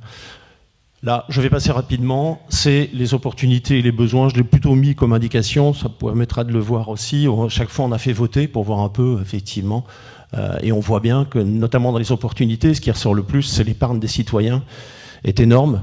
Et comment on va aller capter cette épargne citoyenne directement sur le territoire. C'est le point qui sortait avec 14 votes, vous voyez, par rapport à des votes qui sont quand même inférieurs en dessous. Donc c'était le point important qui ressortait de cet exercice qu'on a fait. Donc la conclusion un peu qu'on a tirée de ces deux périodes, en fait, d'essayer de sonder un peu les freins et les opportunités. D'abord, de toute façon, il ne faut pas chercher à sauver le modèle d'hier, hein, il faut arriver à construire celui de demain.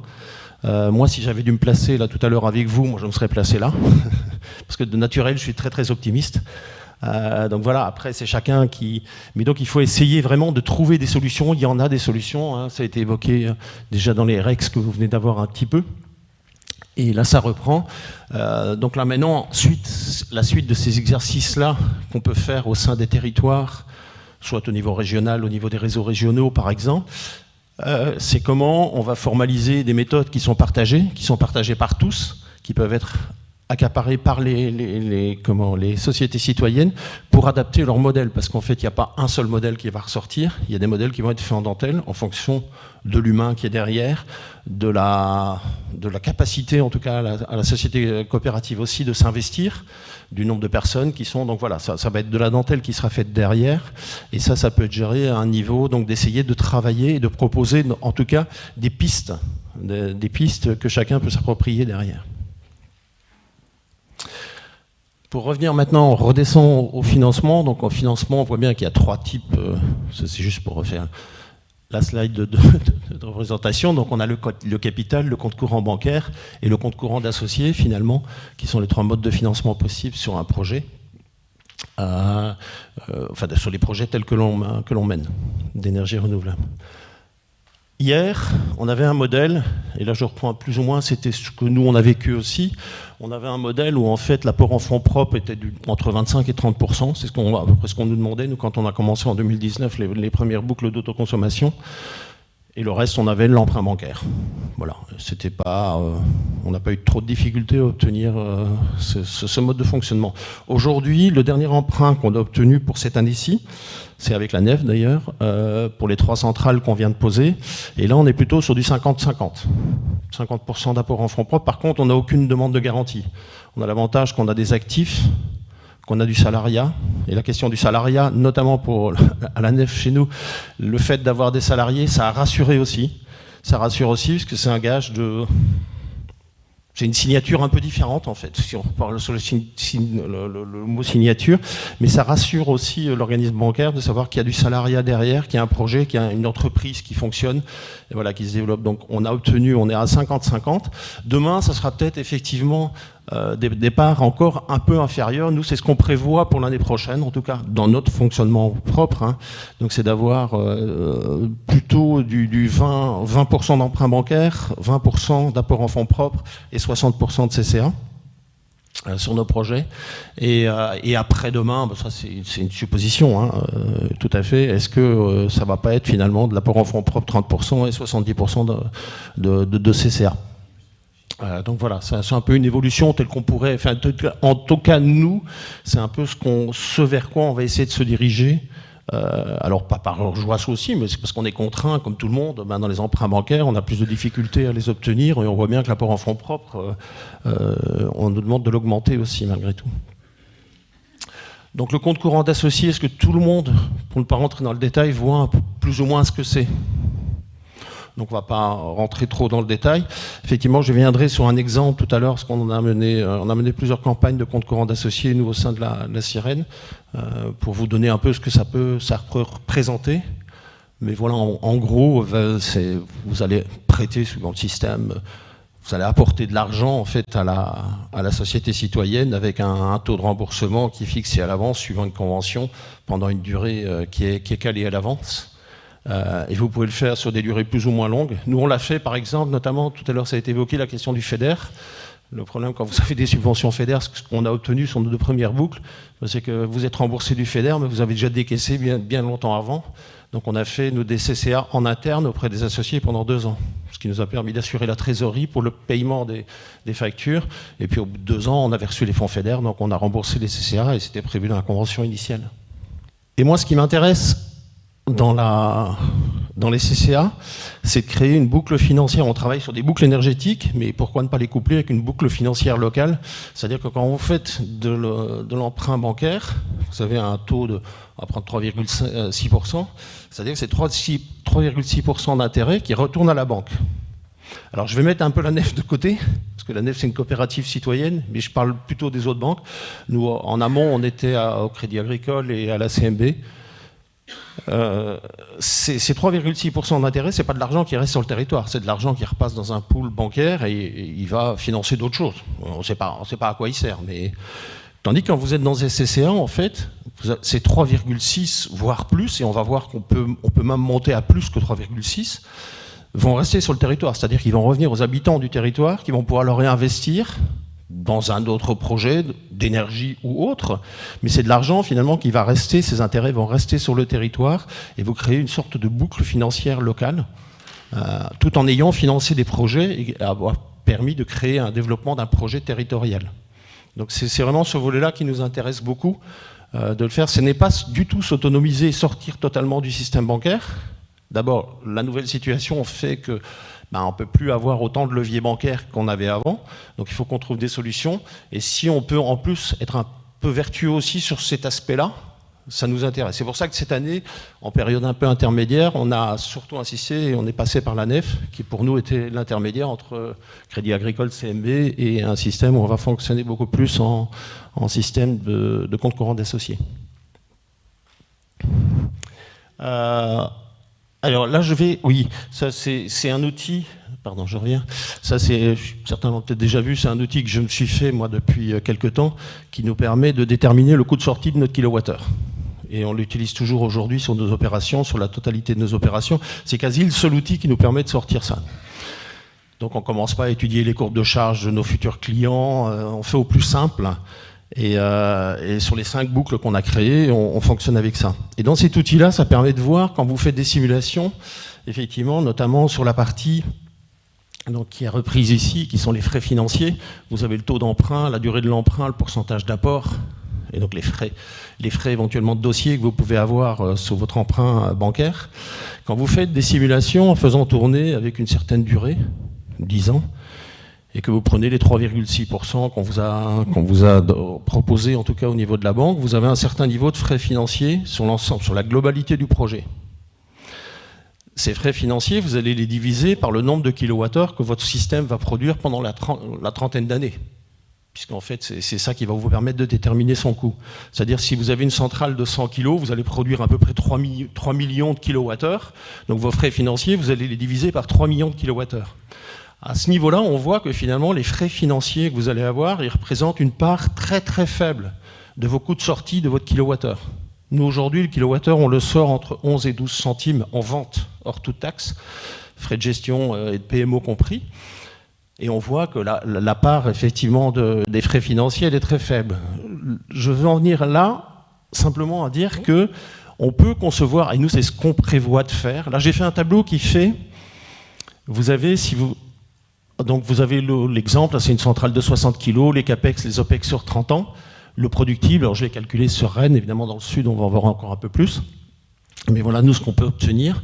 Et là, j'ai fait un pourcentage. Là, vous avez en fait une ligne qui est un pourcentage d'apport en fonds propres.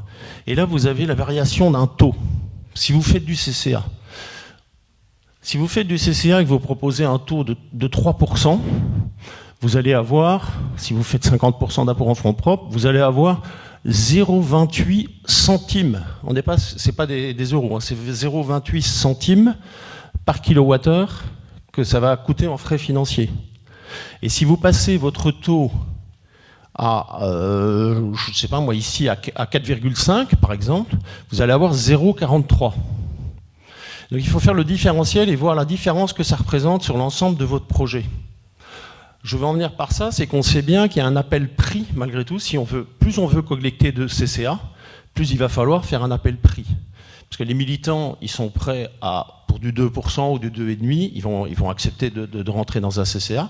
Par contre, si vous voulez toucher au-delà du cercle des militants, dans ces cas-là, l'appel prix est inévitable. Donc nous, on envisage plutôt les CCA de les passer à 4,5%.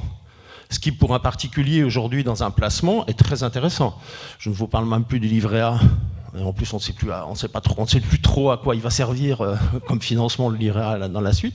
Mais aujourd'hui, si vous prenez une assurance vie assez sécurisée, vous êtes sur du 2,5% en rendement. Donc pour les personnes qui cherchent un peu de rendement avec leur placement, et je ne pose aucun jugement là-dessus. Après, la gouvernance du projet peut décider que ça ne doit pas être un outil financier, ça c'est autre chose. Mais moi, je suis plutôt de tendance à croire qu'effectivement, plus on veut toucher du monde là et faire rentrer ces personnes-là, de toute façon, s'ils investissent pas chez nous, ils auront à l'investir ailleurs, à leur argent, hein, de toute façon. Donc si on peut proposer du 4,5% avec finalement un impact sur notre coût de sortie qui est relativement réduit, ça vaut peut-être la peine, et c'est là qu'on peut effectivement toucher un grand nombre de personnes, en sachant que l'épargne des Françaises et des Français, il est énorme.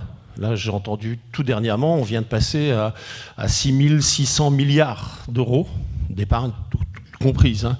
Donc on sait qu'il y a une manne d'épargne qui est très très importante, et comment on va capter une infime partie de ces 6 600 milliards d'euros pour pouvoir financer nos projets sur les territoires avec des projets locaux. Et donc ceci, c'est un outil, il y a moyen de s'amuser. Donc la feuille précédente, elle est en ligne. Hein. Donc après, vous pouvez faire l'exercice vous-même d'aller s'amuser, mais à calculer voir que les frais financiers, même si vous rajoutez 15 000 euros de frais financiers finalement sur l'ensemble de vos projets, vous les divisez par les 3 millions de kilowattheures que ça va produire sur 30 ans, ça reste une fraction assez peu importante en coût de sortie de votre kilowattheure. Donc en tout cas, ça s'étudie. Là maintenant, je vais vous donner un retour d'expérience. Donc nous, en Ille-et-Vilaine, on a eu l'occasion, donc il y a un projet qui est mené, qui est un projet de 6 centrales au sol sur des anciens sites d'enfouissement, qui est mené par le SDE et Énergive, la SEM du département. Et donc ils ont souhaité faire appel à des sociétés citoyennes pour assurer une partie du financement. Voilà comment sont répartis. Donc on a Saint-Malo là qui est tout en haut, et on a Rennes là qui est au milieu, juste à ce niveau-là. Donc Rennes qui est là, puis Saint-Malo qui est là au-dessus. Voilà comment sont réparties les 6 centrales. Voilà les productions prévues, puisqu'on est sur du 16,4 gigawatts-heure par an de production. Donc ces centrales sont en construction là pour l'instant. Et il a été demandé par la SEM Énergive, qui a contacté les différentes sociétés citoyennes qui voulaient s'impliquer. Il y a 3 sociétés citoyennes qui ont répondu présentes. Donc il y a les Survoltés, la Sirène et la centrale villageoise Ransemerode.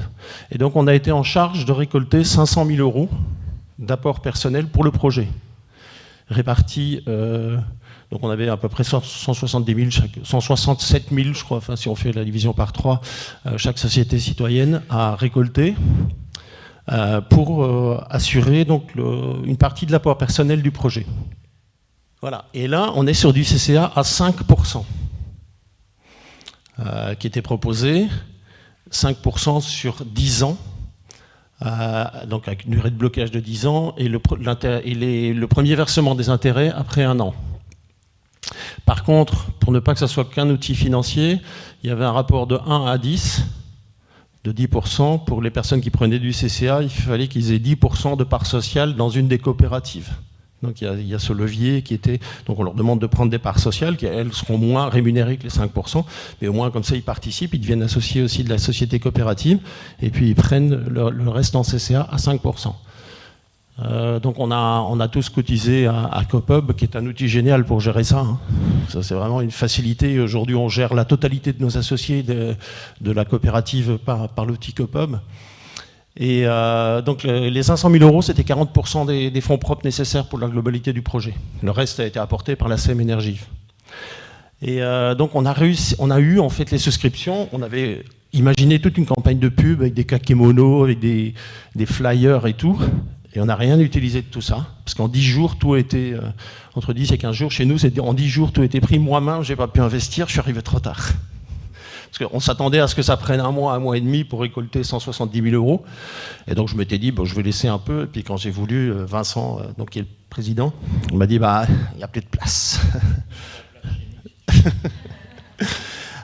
Donc on voit qu'il y a vraiment eu... Donc nous, on a mis 10 jours, les deux autres sociétés citoyennes ont mis 15 jours. Il y a eu à peu près, donc un peu plus ou moins 200 investisseurs. Voilà, vous avez la moyenne de ce qui a été pris.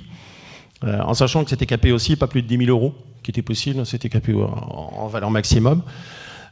Et donc ce retour-là nous a vraiment montré, donc tous les outils de communication qu'on a fait n'ont servi strictement à rien, parce qu'on n'a dû faire aucune réunion publique. Voilà. Là, on avait juste communiqué auprès des associés des différentes coopératives.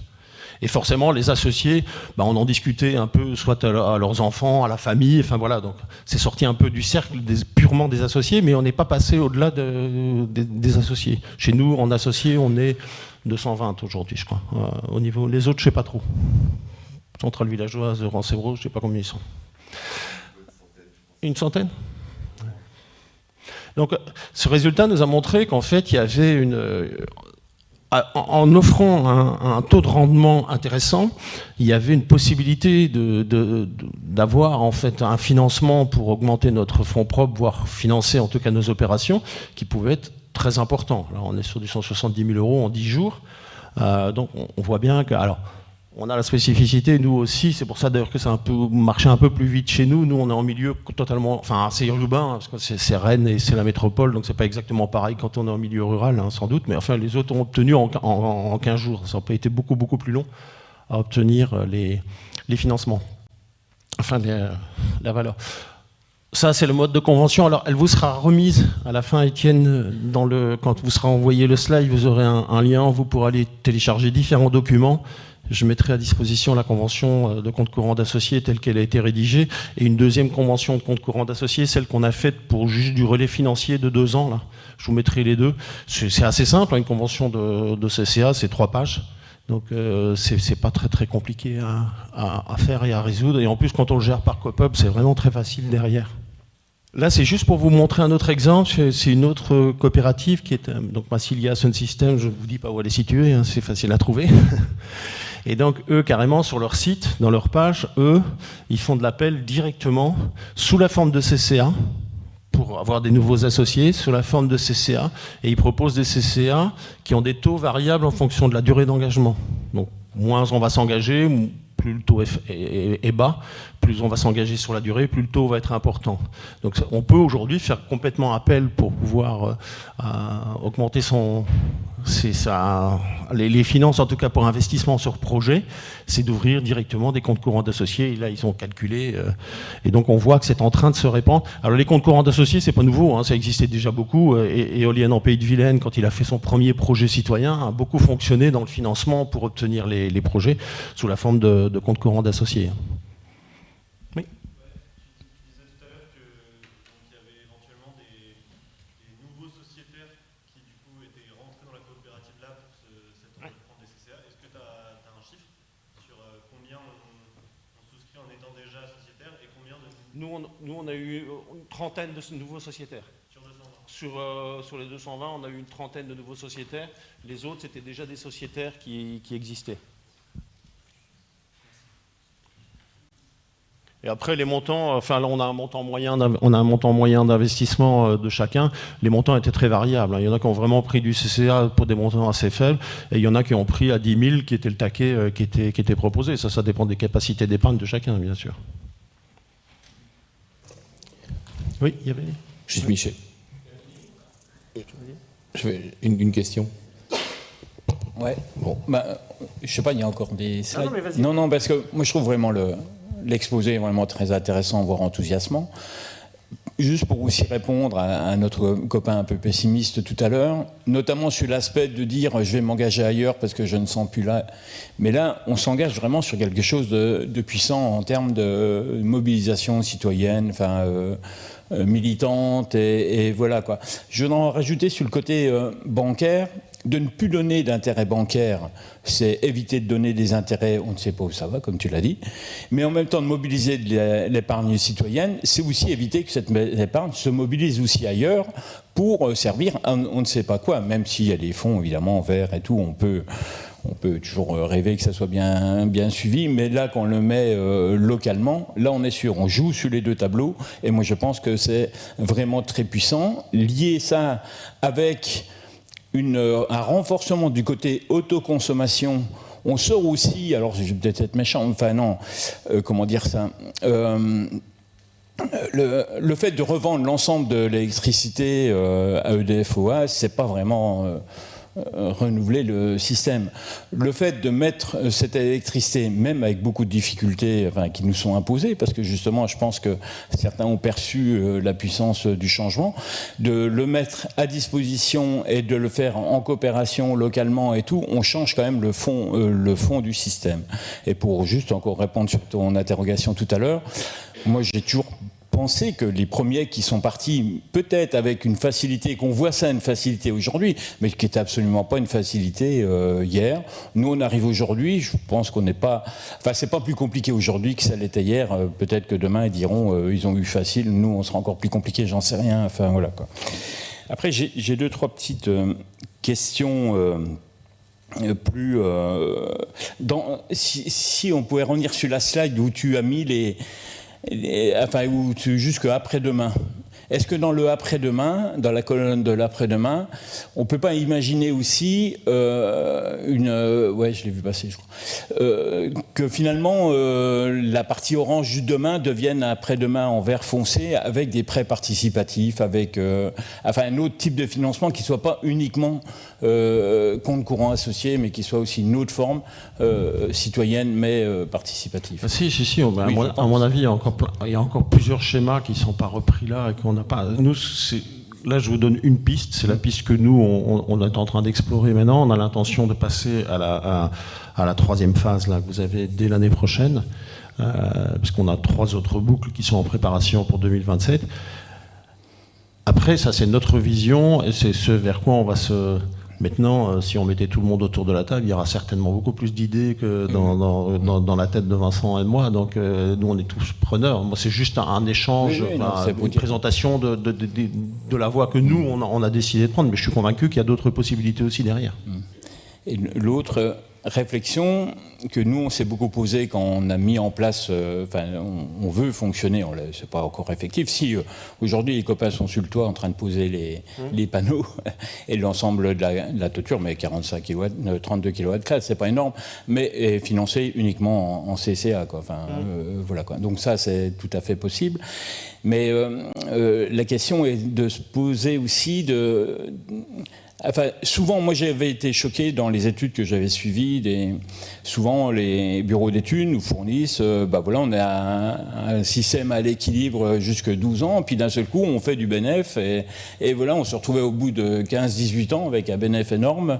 Qu'est-ce qu'on en fait ? Voilà, quoi. Alors qu'au début, les premiers qui ont investi, finalement, payent l'électricité chère par rapport au bout de 15 ans. Dans 15 ans, dans ce système-là, l'électricité ne vaut plus rien, vu qu'on a de l'argent sur le compte. Je ne sais pas si vous voyez ce genre de graphique qui, finalement, une fois qu'on a remboursé les prêts bancaires, parce qu'un prêt bancaire, vous remboursez dès le début, et les intérêts et une partie du capital. En CCA, bien entendu, on ne rembourse pas le capital dès lors qu'on a un système de blocage et de... Voilà, quoi. Et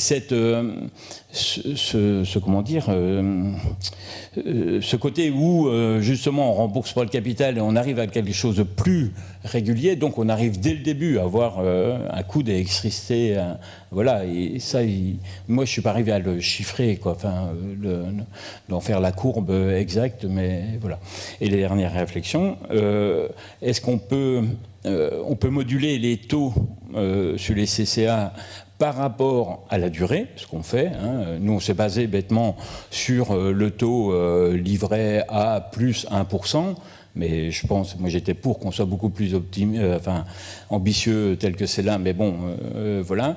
Est-ce qu'on peut aussi moduler sur le fait, la moitié des gens qui ont pris des comptes CCA chez nous ne prennent pas les intérêts, les cumulent, les rajoutent, et voilà, quoi. Est-ce que c'est possible également de se dire, les gens qui ne prennent pas leur intérêt, on leur file un intérêt plus important dès lors qu'ils le laissent se cumuler sur l'entreprise? Alors, j'ai pas une réponse hyper précise là-dessus, mais à ma connaissance et d'avoir échangé avec notre expert comptable, c'est pas trop possible. Voilà. Donc c'est la réponse que j'ai eue. Maintenant, on ne me demande pas de rentrer dans le détail, mais c'est la réponse qu'on a eue effectivement de l'expert comptable. C'est pareil avec quand on a des dividendes simplement dans le fonctionnement ancien qui était fait. Il y a des personnes qui disaient bon, moi je vais laisser mes dividendes, voilà, pour la petite somme que ça représente, je vais les laisser au sein de la société. Ben, c'est pas possible. Il faut que ces dividendes soient distribués. Si on décide, l'AG décide, enfin voilà, il y a des aspects qui sont plus compliqués. Après, on est en train de voir, par exemple, de pouvoir les passer, par exemple, sur énergie solidaire. Voilà, donc de pouvoir effectivement faire un don à ce moment-là, de les mettre ailleurs. Mais donc voilà, ça c'est un autre aspect. Mais pour les CCA, moi, l'information que j'ai eue, c'est celle-là. Michel, j'avais une question, Michel. Vas-y. Pour rebondir sur l'intervention précédente sur les CCA, pour entrer un tout petit peu dans le détail, parce que c'est... Excusez-moi, j'ai coupé la parole à quelqu'un ? Non, bon, je continue alors. Si j'ai la parole, je continue. Non, vas-y vite. Oui.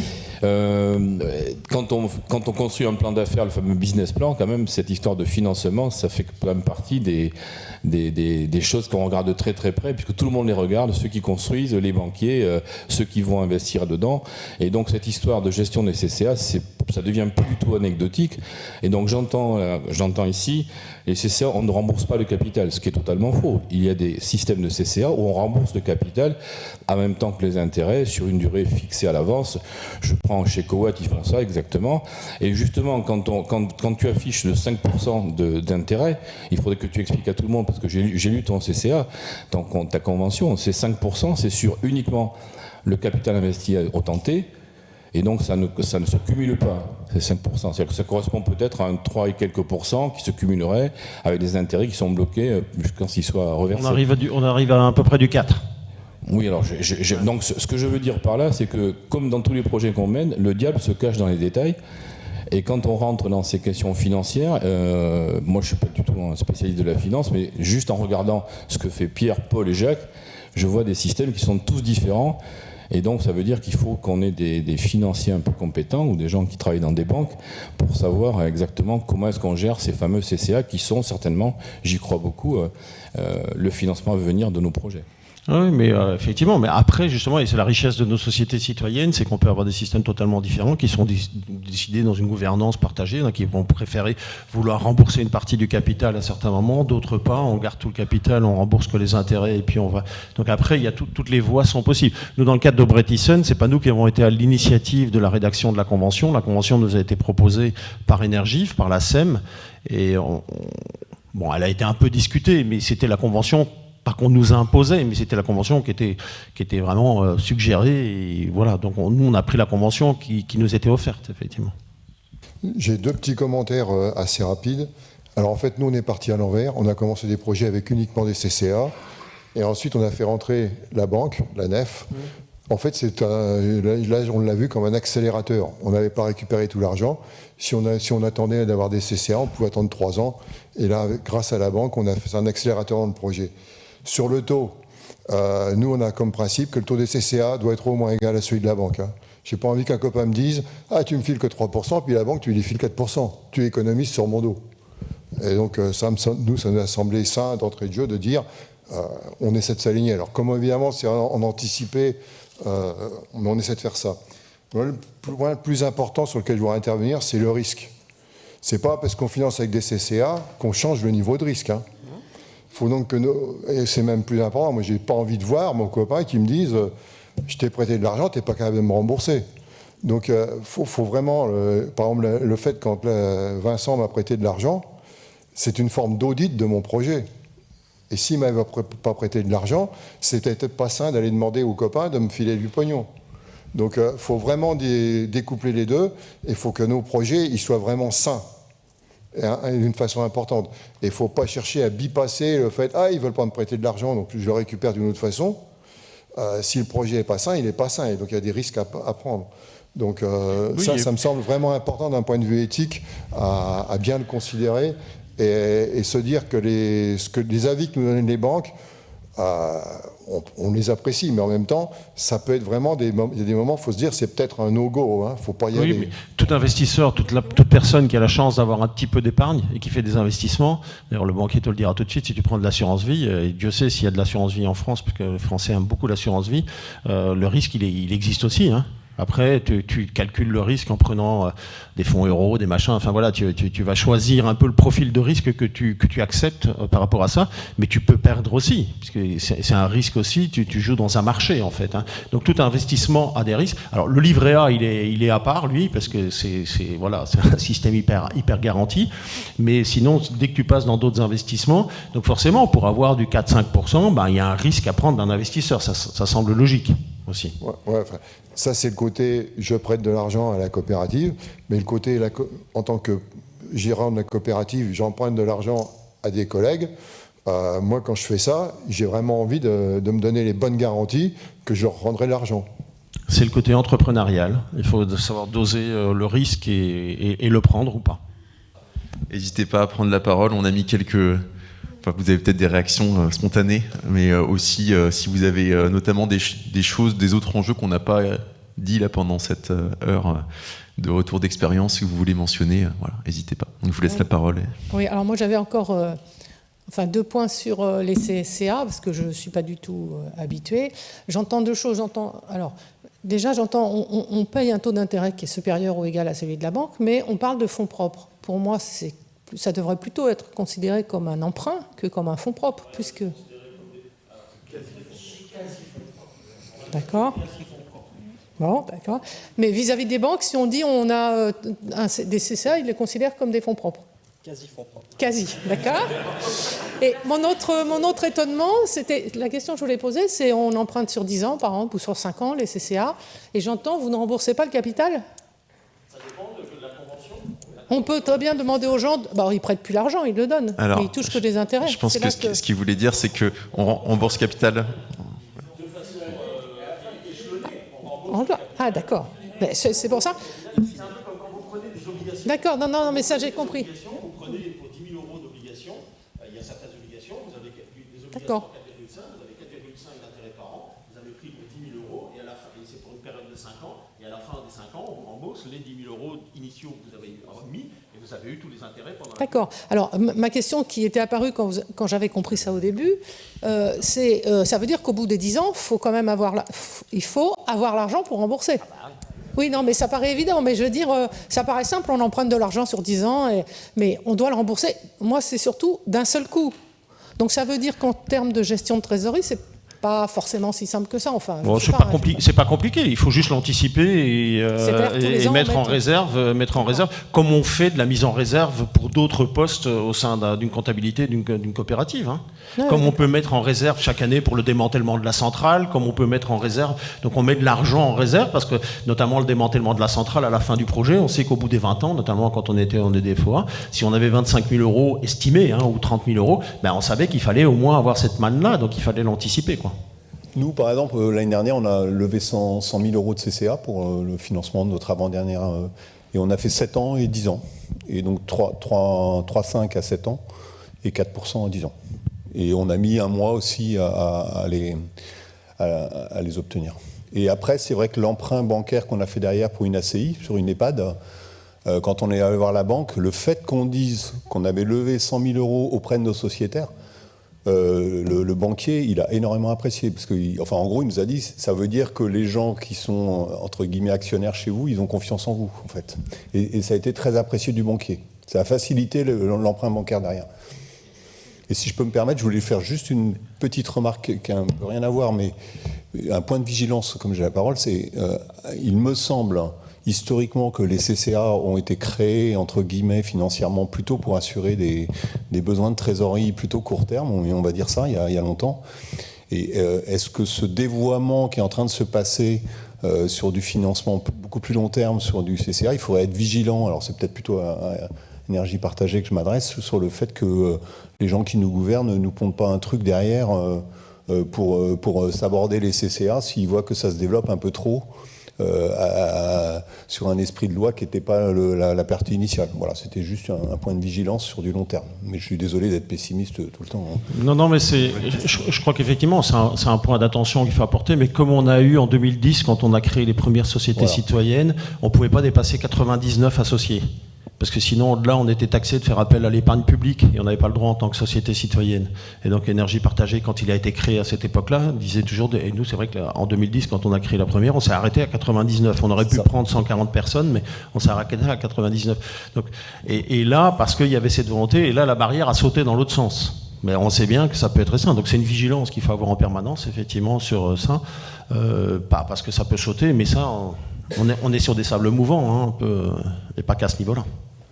Et vous voyez que mon pessimisme m'empêche pas d'avancer et qu'on utilise les CA et que s'il n'y avait pas eu autant de monde chez les optimistes, je serais plutôt allé chez les optimistes. Hein. C'était plutôt on pourrait rééquilibrer le groupe. Voilà, j'ai dit. Il y avait une question. Oui, David de Fabrique à Watt. Je reste sur le sujet là, des CCA et ma question, c'est quoi l'intérêt de bloquer en fait, ou pas parce que moi je trouve que pas bloquer c'est plutôt intéressant parce que si on rembourse du capital aux sociétaires tous les ans, ça leur permet aussi de réinvestir plus rapidement. Et je pense que ça peut rassurer aussi des gens qui sont moins familiers d'investissement, de placement, pour aussi aller toucher des plus petits épargnants. Sinon, on va se retrouver à favoriser, je pense, des gros épargnants, enfin de nos sociétaires qui ont plus d'argent. Donc, c'est quoi l'intérêt, du coup, de bloquer ou pas les CCA ? À mon avis, c'est un choix simplement de coopérative. Nous, la seule fois où on l'a fait, on l'avait bloqué. Et cet argent, on l'a réinvesti dans d'autres... On a pris des parts sociales dans d'autres sociétés citoyennes sur une durée limitée. C'est-à-dire qu'on a pris, comme la trésorerie, quand on a eu trop de trésorerie à un moment donné, notamment dans la première société citoyenne, parce que ça va vous faire rêver, on nous rachète l'électricité à 74 centimes d'euros aujourd'hui. Donc voilà, ça n'existe plus, mais c'était le cas à l'époque. Donc on a beaucoup de trésorerie, et cette trésorerie, dès qu'on en dépasse un certain seuil, on l'investit dans d'autres projets de société citoyenne. Et on passe une convention en disant, voilà, nous on vous prend des parts, mais notre projet se termine à telle date, donc on a besoin d'un rachat des parts à ce moment-là, quoi. Donc après, ça permet d'investir dans d'autres projets éventuellement. Mais c'est purement un choix à la fois de gestion comptable et un choix de gouvernance et de ce qu'on veut faire avec l'argent, éventuellement qu'on garde en interne, pour ne pas qu'il soit juste placé sur un compte pour apporter, mais qu'il puisse aider éventuellement à l'émergence d'autres projets. Alors il y a plusieurs mains levées, devant, ensuite derrière. Ouais. Ensuite là. Sur les CCA, à ma connaissance, la loi définit la chose suivante, c'est que si le CCA il est établi sans date, il peut être demandé, son remboursement peut être demandé à tout instant par tout actionnaire. Ce qui génère clairement immédiatement. Et donc de ce fait, ça génère un risque clairement pour la société. D'une part, parce que si pour une raison ou pour une autre, il y a à un moment donné un afflux de demandes de remboursement, eh bien, elle peut être en incapacité de les honorer. Et donc, parce qu'elle n'a pas les trésoreries nécessaires. Donc ça, c'est uniquement en interne. Et aussi vis-à-vis d'un tiers qui va apporter un complément de financement, par exemple une banque, c'est un facteur de risque également, et donc c'est pris en compte. Donc il vaut clairement mieux définir des échéances, comme ça les choses sont claires pour tout le monde. Et je voudrais juste dire, nous, on a remboursé quelques CCA avant, là justement, pour des gens qui avaient des besoins de trésorerie qui n'étaient pas prévus, et parce que ça nous permet de réduire les charges financières. Donc même si la convention était de 7 ans, il y en a qu'on a remboursé au bout d'1 an et demi. Voilà. Là-bas, derrière, et ensuite à ma gauche. Ouais. Merci. Je voulais aborder un point qui n'a pas été traité jusqu'alors, qui est celui de la fiscalité. Alors, je ne suis pas spécialiste dans le domaine, donc je suis allé sur le site d'impôts.gouv.fr. Puisque les intérêts versés au compte courant associé, alors c'est une question, nous on est en train de se lancer avec tous les freins justement qui ont été évoqués sur le risque de pyramide de Ponzi, finalement la course à l'échalote, il faut faire attention à ça, et on n'a pas encore réussi à traiter cette question-là sur ce fameux taux de référence. Donc je lis impôts.gouv.fr, les intérêts versés à l'associé sont des charges financières déductibles du résultat de l'entreprise, avec deux conditions. Il faut que le capital soit entièrement libéré, première condition, et deuxième condition, le taux d'intérêt n'excède pas le taux de référence. Sinon, ça rentre, c'est plus une charge non déductible au bénéfice de la société. Est-ce que ça, vous avez traité cette question-là? Comment vous l'avez traité? Et en fait, ma question, c'est plutôt, sachant que les taux d'intérêt fixés sur les CCA sont déterminés en amont, au moment de la signature du contrat, quand on passe, notamment là, actuellement, les taux de référence sont en train de tomber en dessous de 4,5, donc même de 4%, je pense. Ouais, alors je crois que c'est dans ces eaux-là, en effet, on va passer sur un système en dessous de ce taux de référence. Est-ce que c'est la signature, est-ce que c'est le taux de référence au moment de la signature du compte courant associé qui fait foi, ou est-ce le taux de référence à tout moment? Et donc, comme on voit en ce moment un taux de référence qui est en train de diminuer, ça veut dire qu'on va se retrouver aussi face à une difficulté, là, ici, sur la fiscalité des CCA à long terme. Une difficulté, c'est-à-dire qu'effectivement, on va avoir un taux de fiscalité qui va pas varier favorablement, un peu plus taux de référence va diminuer. On voit bien qu'il est fluctuant. On a repris ce taux de référence depuis les 15 dernières années pour voir un peu comment il évolue. Après, on n'a pas toutes les explications qui expliquent la variation non plus de ce taux de référence. Donc on voit bien que les choses sont très peu stables pour l'instant d'un point de vue économique global, et puis ces taux de référence aussi. Donc c'est effectivement encore un risque qu'on court. On a essayé de l'anticiper. En tout cas, nous, au niveau du projet Bretison, il a été anticipé par Energive, qui a essayé de faire des simulations pour voir ce que ça rapportait. Si le taux de référence descend à 3%, qu'est-ce que ça les impacte au niveau de la fiscalité? Donc il y a moyen de faire un petit prévisionnel, une modélisation, de voir ce que ça va donner, si le taux descend à 3%, si le taux descend en dessous de 3%, si le taux reste stable à 4%. Donc on peut faire différents scénarios. Et puis après, voilà, une entreprise, on a des scénarios, on essaie de doser le pour, le contre, les opportunités éventuellement, et puis on y va ou on n'y va pas, quoi. Mais il n'y a pas une seule réponse, quoi. Ça c'est certain. Mais on l'a envisagé, ouais. Je crois qu'il est à 4,45, il me semble, le dernier que j'avais lu. Et juste, vous avez une idée du coût, justement, si c'est à 3%, ce que ça implique?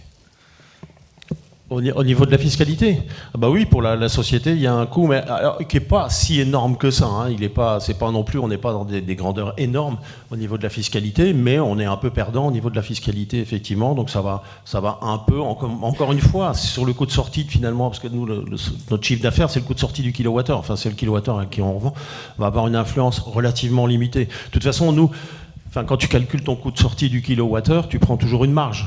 C'est-à-dire si vraiment tes CAPEX, tes OPEX, tes frais financiers, tout ça t'amène à un coût de sortie de ton kilowattheure à 8 centimes, tu vas peut-être le vendre à 10 centimes parce que voilà, tu te prends une marge de sécurité qui va prendre en charge toutes ces incertitudes que tu ne peux pas contrôler, tout ce que tu ne contrôles pas. Après, il y en a qui vont avoir tendance à prendre 12 en se disant j'ai 4 centimes de d'arabe, je suis plus tranquille. Il y en a qui vont en prendre moins. Mais ça, c'est un choix de gouvernance qui va se faire au sein de la société.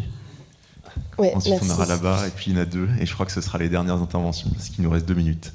Ce sera très rapide. Je fais juste une aparté, c'est un peu en dehors du sujet compte courant d'associés, mais je rebondis sur un truc que tu as dit tout à l'heure, sur la solvabilité des responsables d'équilibre, et que ça pouvait être un enjeu de financement des projets. On n'a pas trop parlé de responsabilité d'équilibre. Moi, j'ai l'impression que c'est quand même un enjeu assez fort sur nos projets en dehors de l'obligation d'achat sur l'autoconsommation collective. Est-ce que tu as des REX de responsables d'équilibre qui ne seraient pas bankable? J'en ai pas comme ça, mais je pense qu'il y a cette alerte du côté des banques parce qu'il y en a plusieurs qui se sont cassés la figure pendant la crise de l'énergie et que du coup ils sont vigilants par rapport à ça. Mais j'ai pas de nom à vous citer sur des acteurs existants.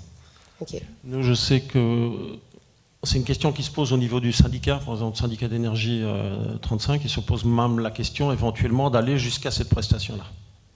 D'être responsable d'équilibre. De devenir responsable d'équilibre. Le syndicat ? Oui, au niveau du syndicat. Ils se posent la question, hein, ce n'est pas encore résolu du tout, parce que dans nos discussions qu'on a avec eux aujourd'hui, il y a la question de l'agrégateur, est-ce qu'il viendrait, parce qu'on essaye nous de monter des PMO hybrides. Parce qu'eux, ils ont une PMO qui est plutôt à tendance collectivité pour des boucles patrimoniales. Nous, on a une PMO et on a tous les outils de gestion, parce qu'on a développé nos outils en propre, mais plutôt pour des boucles ouvertes. Et on essaye, sur certains projets, on va être un peu en hybridation. Donc on essaie de voir. Et il y a la question de l'agrégateur, et donc le syndicat se pose cette question-là aujourd'hui. Ok. Jusqu'où ils pourraient aller, eux, en tant que syndicat. Mais voilà, on est au stade de la question. On n'est pas encore au stade, on a résolu toutes les étapes. Moi, je trouve ça assez étonnant qu'un syndicat puisse développer ce type d'activité, parce qu'en fait, c'est quand même c'est un métier, un savoir-faire, ça demande des garanties assez importantes. En tout cas, moi, j'ai l'impression que c'est un vrai frein sur les projets d'autoconsommation collective de trouver un responsable d'équilibre qui n'ait pas l'obligation d'achat, s'il n'y en a plus à court terme, et qui n'est a priori pas Enercop non plus. Bon. En tout cas, pour l'instant, dans ce que le décret prévoit, dans ce que le décret sortirait, là où on arriverait à 1,1 centime là, de rachat hors période de prix négatif, le seul avantage que j'y vois, si j'y vois qu'un petit avantage, c'est que ça maintient la responsabilité d'équilibre. Ils ne rachètent plus l'électricité à quasi rien, mais par contre, même pas pour l'instant. Mais ils continuent à assurer la responsabilité d'équilibre. Par contre, on ne sait pas dans la durée ce que ça va donner. Mais peut-être que le fait de maintenir, ils pourraient décider de maintenir un tarif proche de zéro, voire à zéro, et de continuer avec EDF-OA à assurer cette responsabilité d'équilibre. Parce qu'aujourd'hui, au-dessus de 100 kg, c'est un peu le néant, quoi. Sur un petit parc au sol, un 300 kg, choses comme ça. On est dans un autre domaine. Dès qu'on passe l'appel d'offres compliqué, pas simplifié, on sort, on est dans un autre... je suis tout à fait d'accord. Mais on n'a pas la réponse à tout, hein, effectivement, mais c'est un enjeu hyper important, la responsabilité d'équilibre. Nous, sur certains projets, en fait, Enercop a encore accepté de la prendre. Il ne reconstruit plus à zéro. Et il assure la responsabilité d'équilibre, mais ça, ils nous ont déjà dit que c'était plus possible pour les prochaines opérations. C'est un débat un petit peu annexe, je me permets, parce qu'il est l'heure, mais on avait 3 personnes qui avaient levé la main. On essaye de les prendre rapidement, je crois qu'il y avait là-bas, non ? Ça fait un petit temps qu'il est... Ah, pardon. Ouais, c'est juste sur le sujet CCA, pour préciser que c'est bien à décorréler des obligations, qu'il n'y a pas forcément d'obligation de rembourser des CCA. Si l'entreprise va mal et pas en capacité de le faire, tout simplement, elle ne les remboursera pas. Sur le taux également des CCA, vous pouvez vous engager dans les packs d'associés, etc., à fixer un taux sur la base, par exemple, du taux fiscalement déductible. Et derrière, dans la vie de votre entreprise, soit vous rémunérez ces CCA, soit vous les capitalisez. Si le taux fiscalement déductible varie au cours de cette vie-là, eh ben, vous payez plus d'impôts sur la variation ou moins, si c'est à la hausse ou à la baisse. Et ensuite, comme c'est de l'argent qui est à risque, ce qui est potentiellement intéressant à faire, c'est que des gens qui prennent des parts dans la société et donc du capital apportent des CCA au prorata de leur détention dans la société, en pari passu. Et donc du coup, après vous pouvez arbitrer entre vous rembourser vos CCA ou vous payer des dividendes en fonction du taux, typiquement, donc déductible. Et vous pouvez arbitrer entre avoir des dividendes ou des CCA. Et comme vous avez la même détention entre chacun des actionnaires et le même apport de CCA, finalement, vous pouvez arbitrer très simplement. Là où c'est plus complexe, c'est quand l'apport de CCA est décorrélé et que du coup, vous avez des personnes qui ont apporté plus de CCA qu'elles n'ont de capital et auquel cas, par contre, leur rentabilité peut être fortement impactée si jamais vous décidez ou vous n'êtes pas en capacité de rembourser ces CCA et leurs intérêts. Ok, il y avait Claire et Dominique pour finir. Oui, super. Eh ben, d'abord, merci beaucoup Étienne et Michel, parce que j'étais dans les pessimistes et j'étais un peu dans un creux là, et c'est vrai que ça redonne vraiment la patate. Donc merci aux optimistes d'être là. Mais je garde quand même vraiment très averse au risque. Et quand tu dis 5% là, sur 10 ans pas de dividendes, mais bon, d'intérêt sur les CCA, je suis épaté que vous arriviez à faire ça sur des petits parcs au sol où on galère sur les tarifs aussi. Donc quel tarif vous avez sur Bretisen pour vous permettre ça ?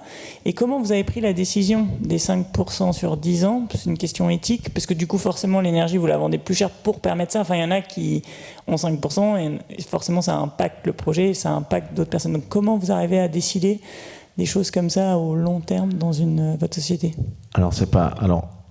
En plus, les 5%, c'est 5% de ce qui est reversé aux personnes qui ont pris des CCA.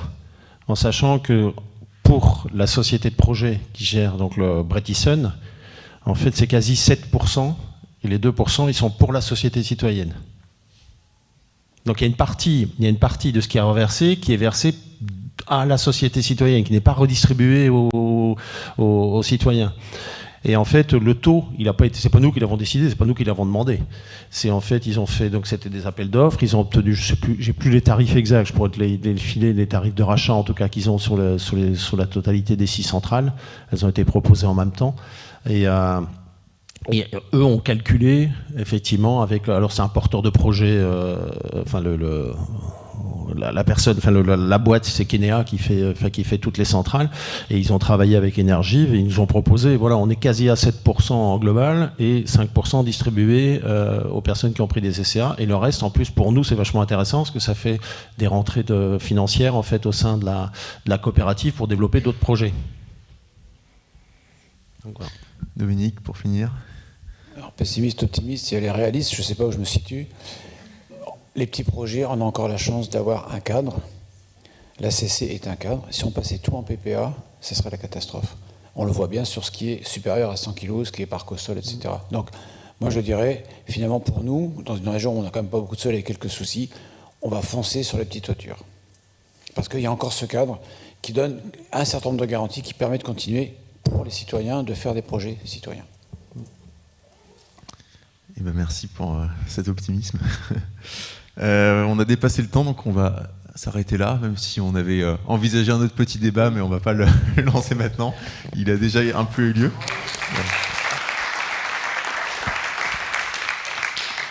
Merci beaucoup. Et du coup, vous aurez les diapos qui vous seront transmis par Énergie Partagée, je pense. Et on a mis quelques liens de documents annexes. Donc, je vous ai proposé une petite checklist des documents que les banques vont vous demander quand vous allez demander un prêt. Ça, c'est pour ceux qui ne sont pas encore passés par là. Ça peut aider d'avoir en tête toutes les pièces à préparer. Et on a essayé de compléter un petit peu avec les nouveaux enjeux liés à l'autoconsommation collective. Je vous ai proposé l'exemple de l'étude de marché des centrales villageoises du Haut-Dauphiné dont je vous ai parlé. Voilà, vous avez les PDF, vous pourrez aller y jeter un œil. Et puis Michel, comme il l'a promis, vous donnera quelques exemples de contrats de compte courant d'associés. Juste 2 exemples, un contrat, après maintenant il y a moins d'en trouver, mais comme ça donne une idée de ce que c'est à présent. Et je vous souhaite un bon appétit.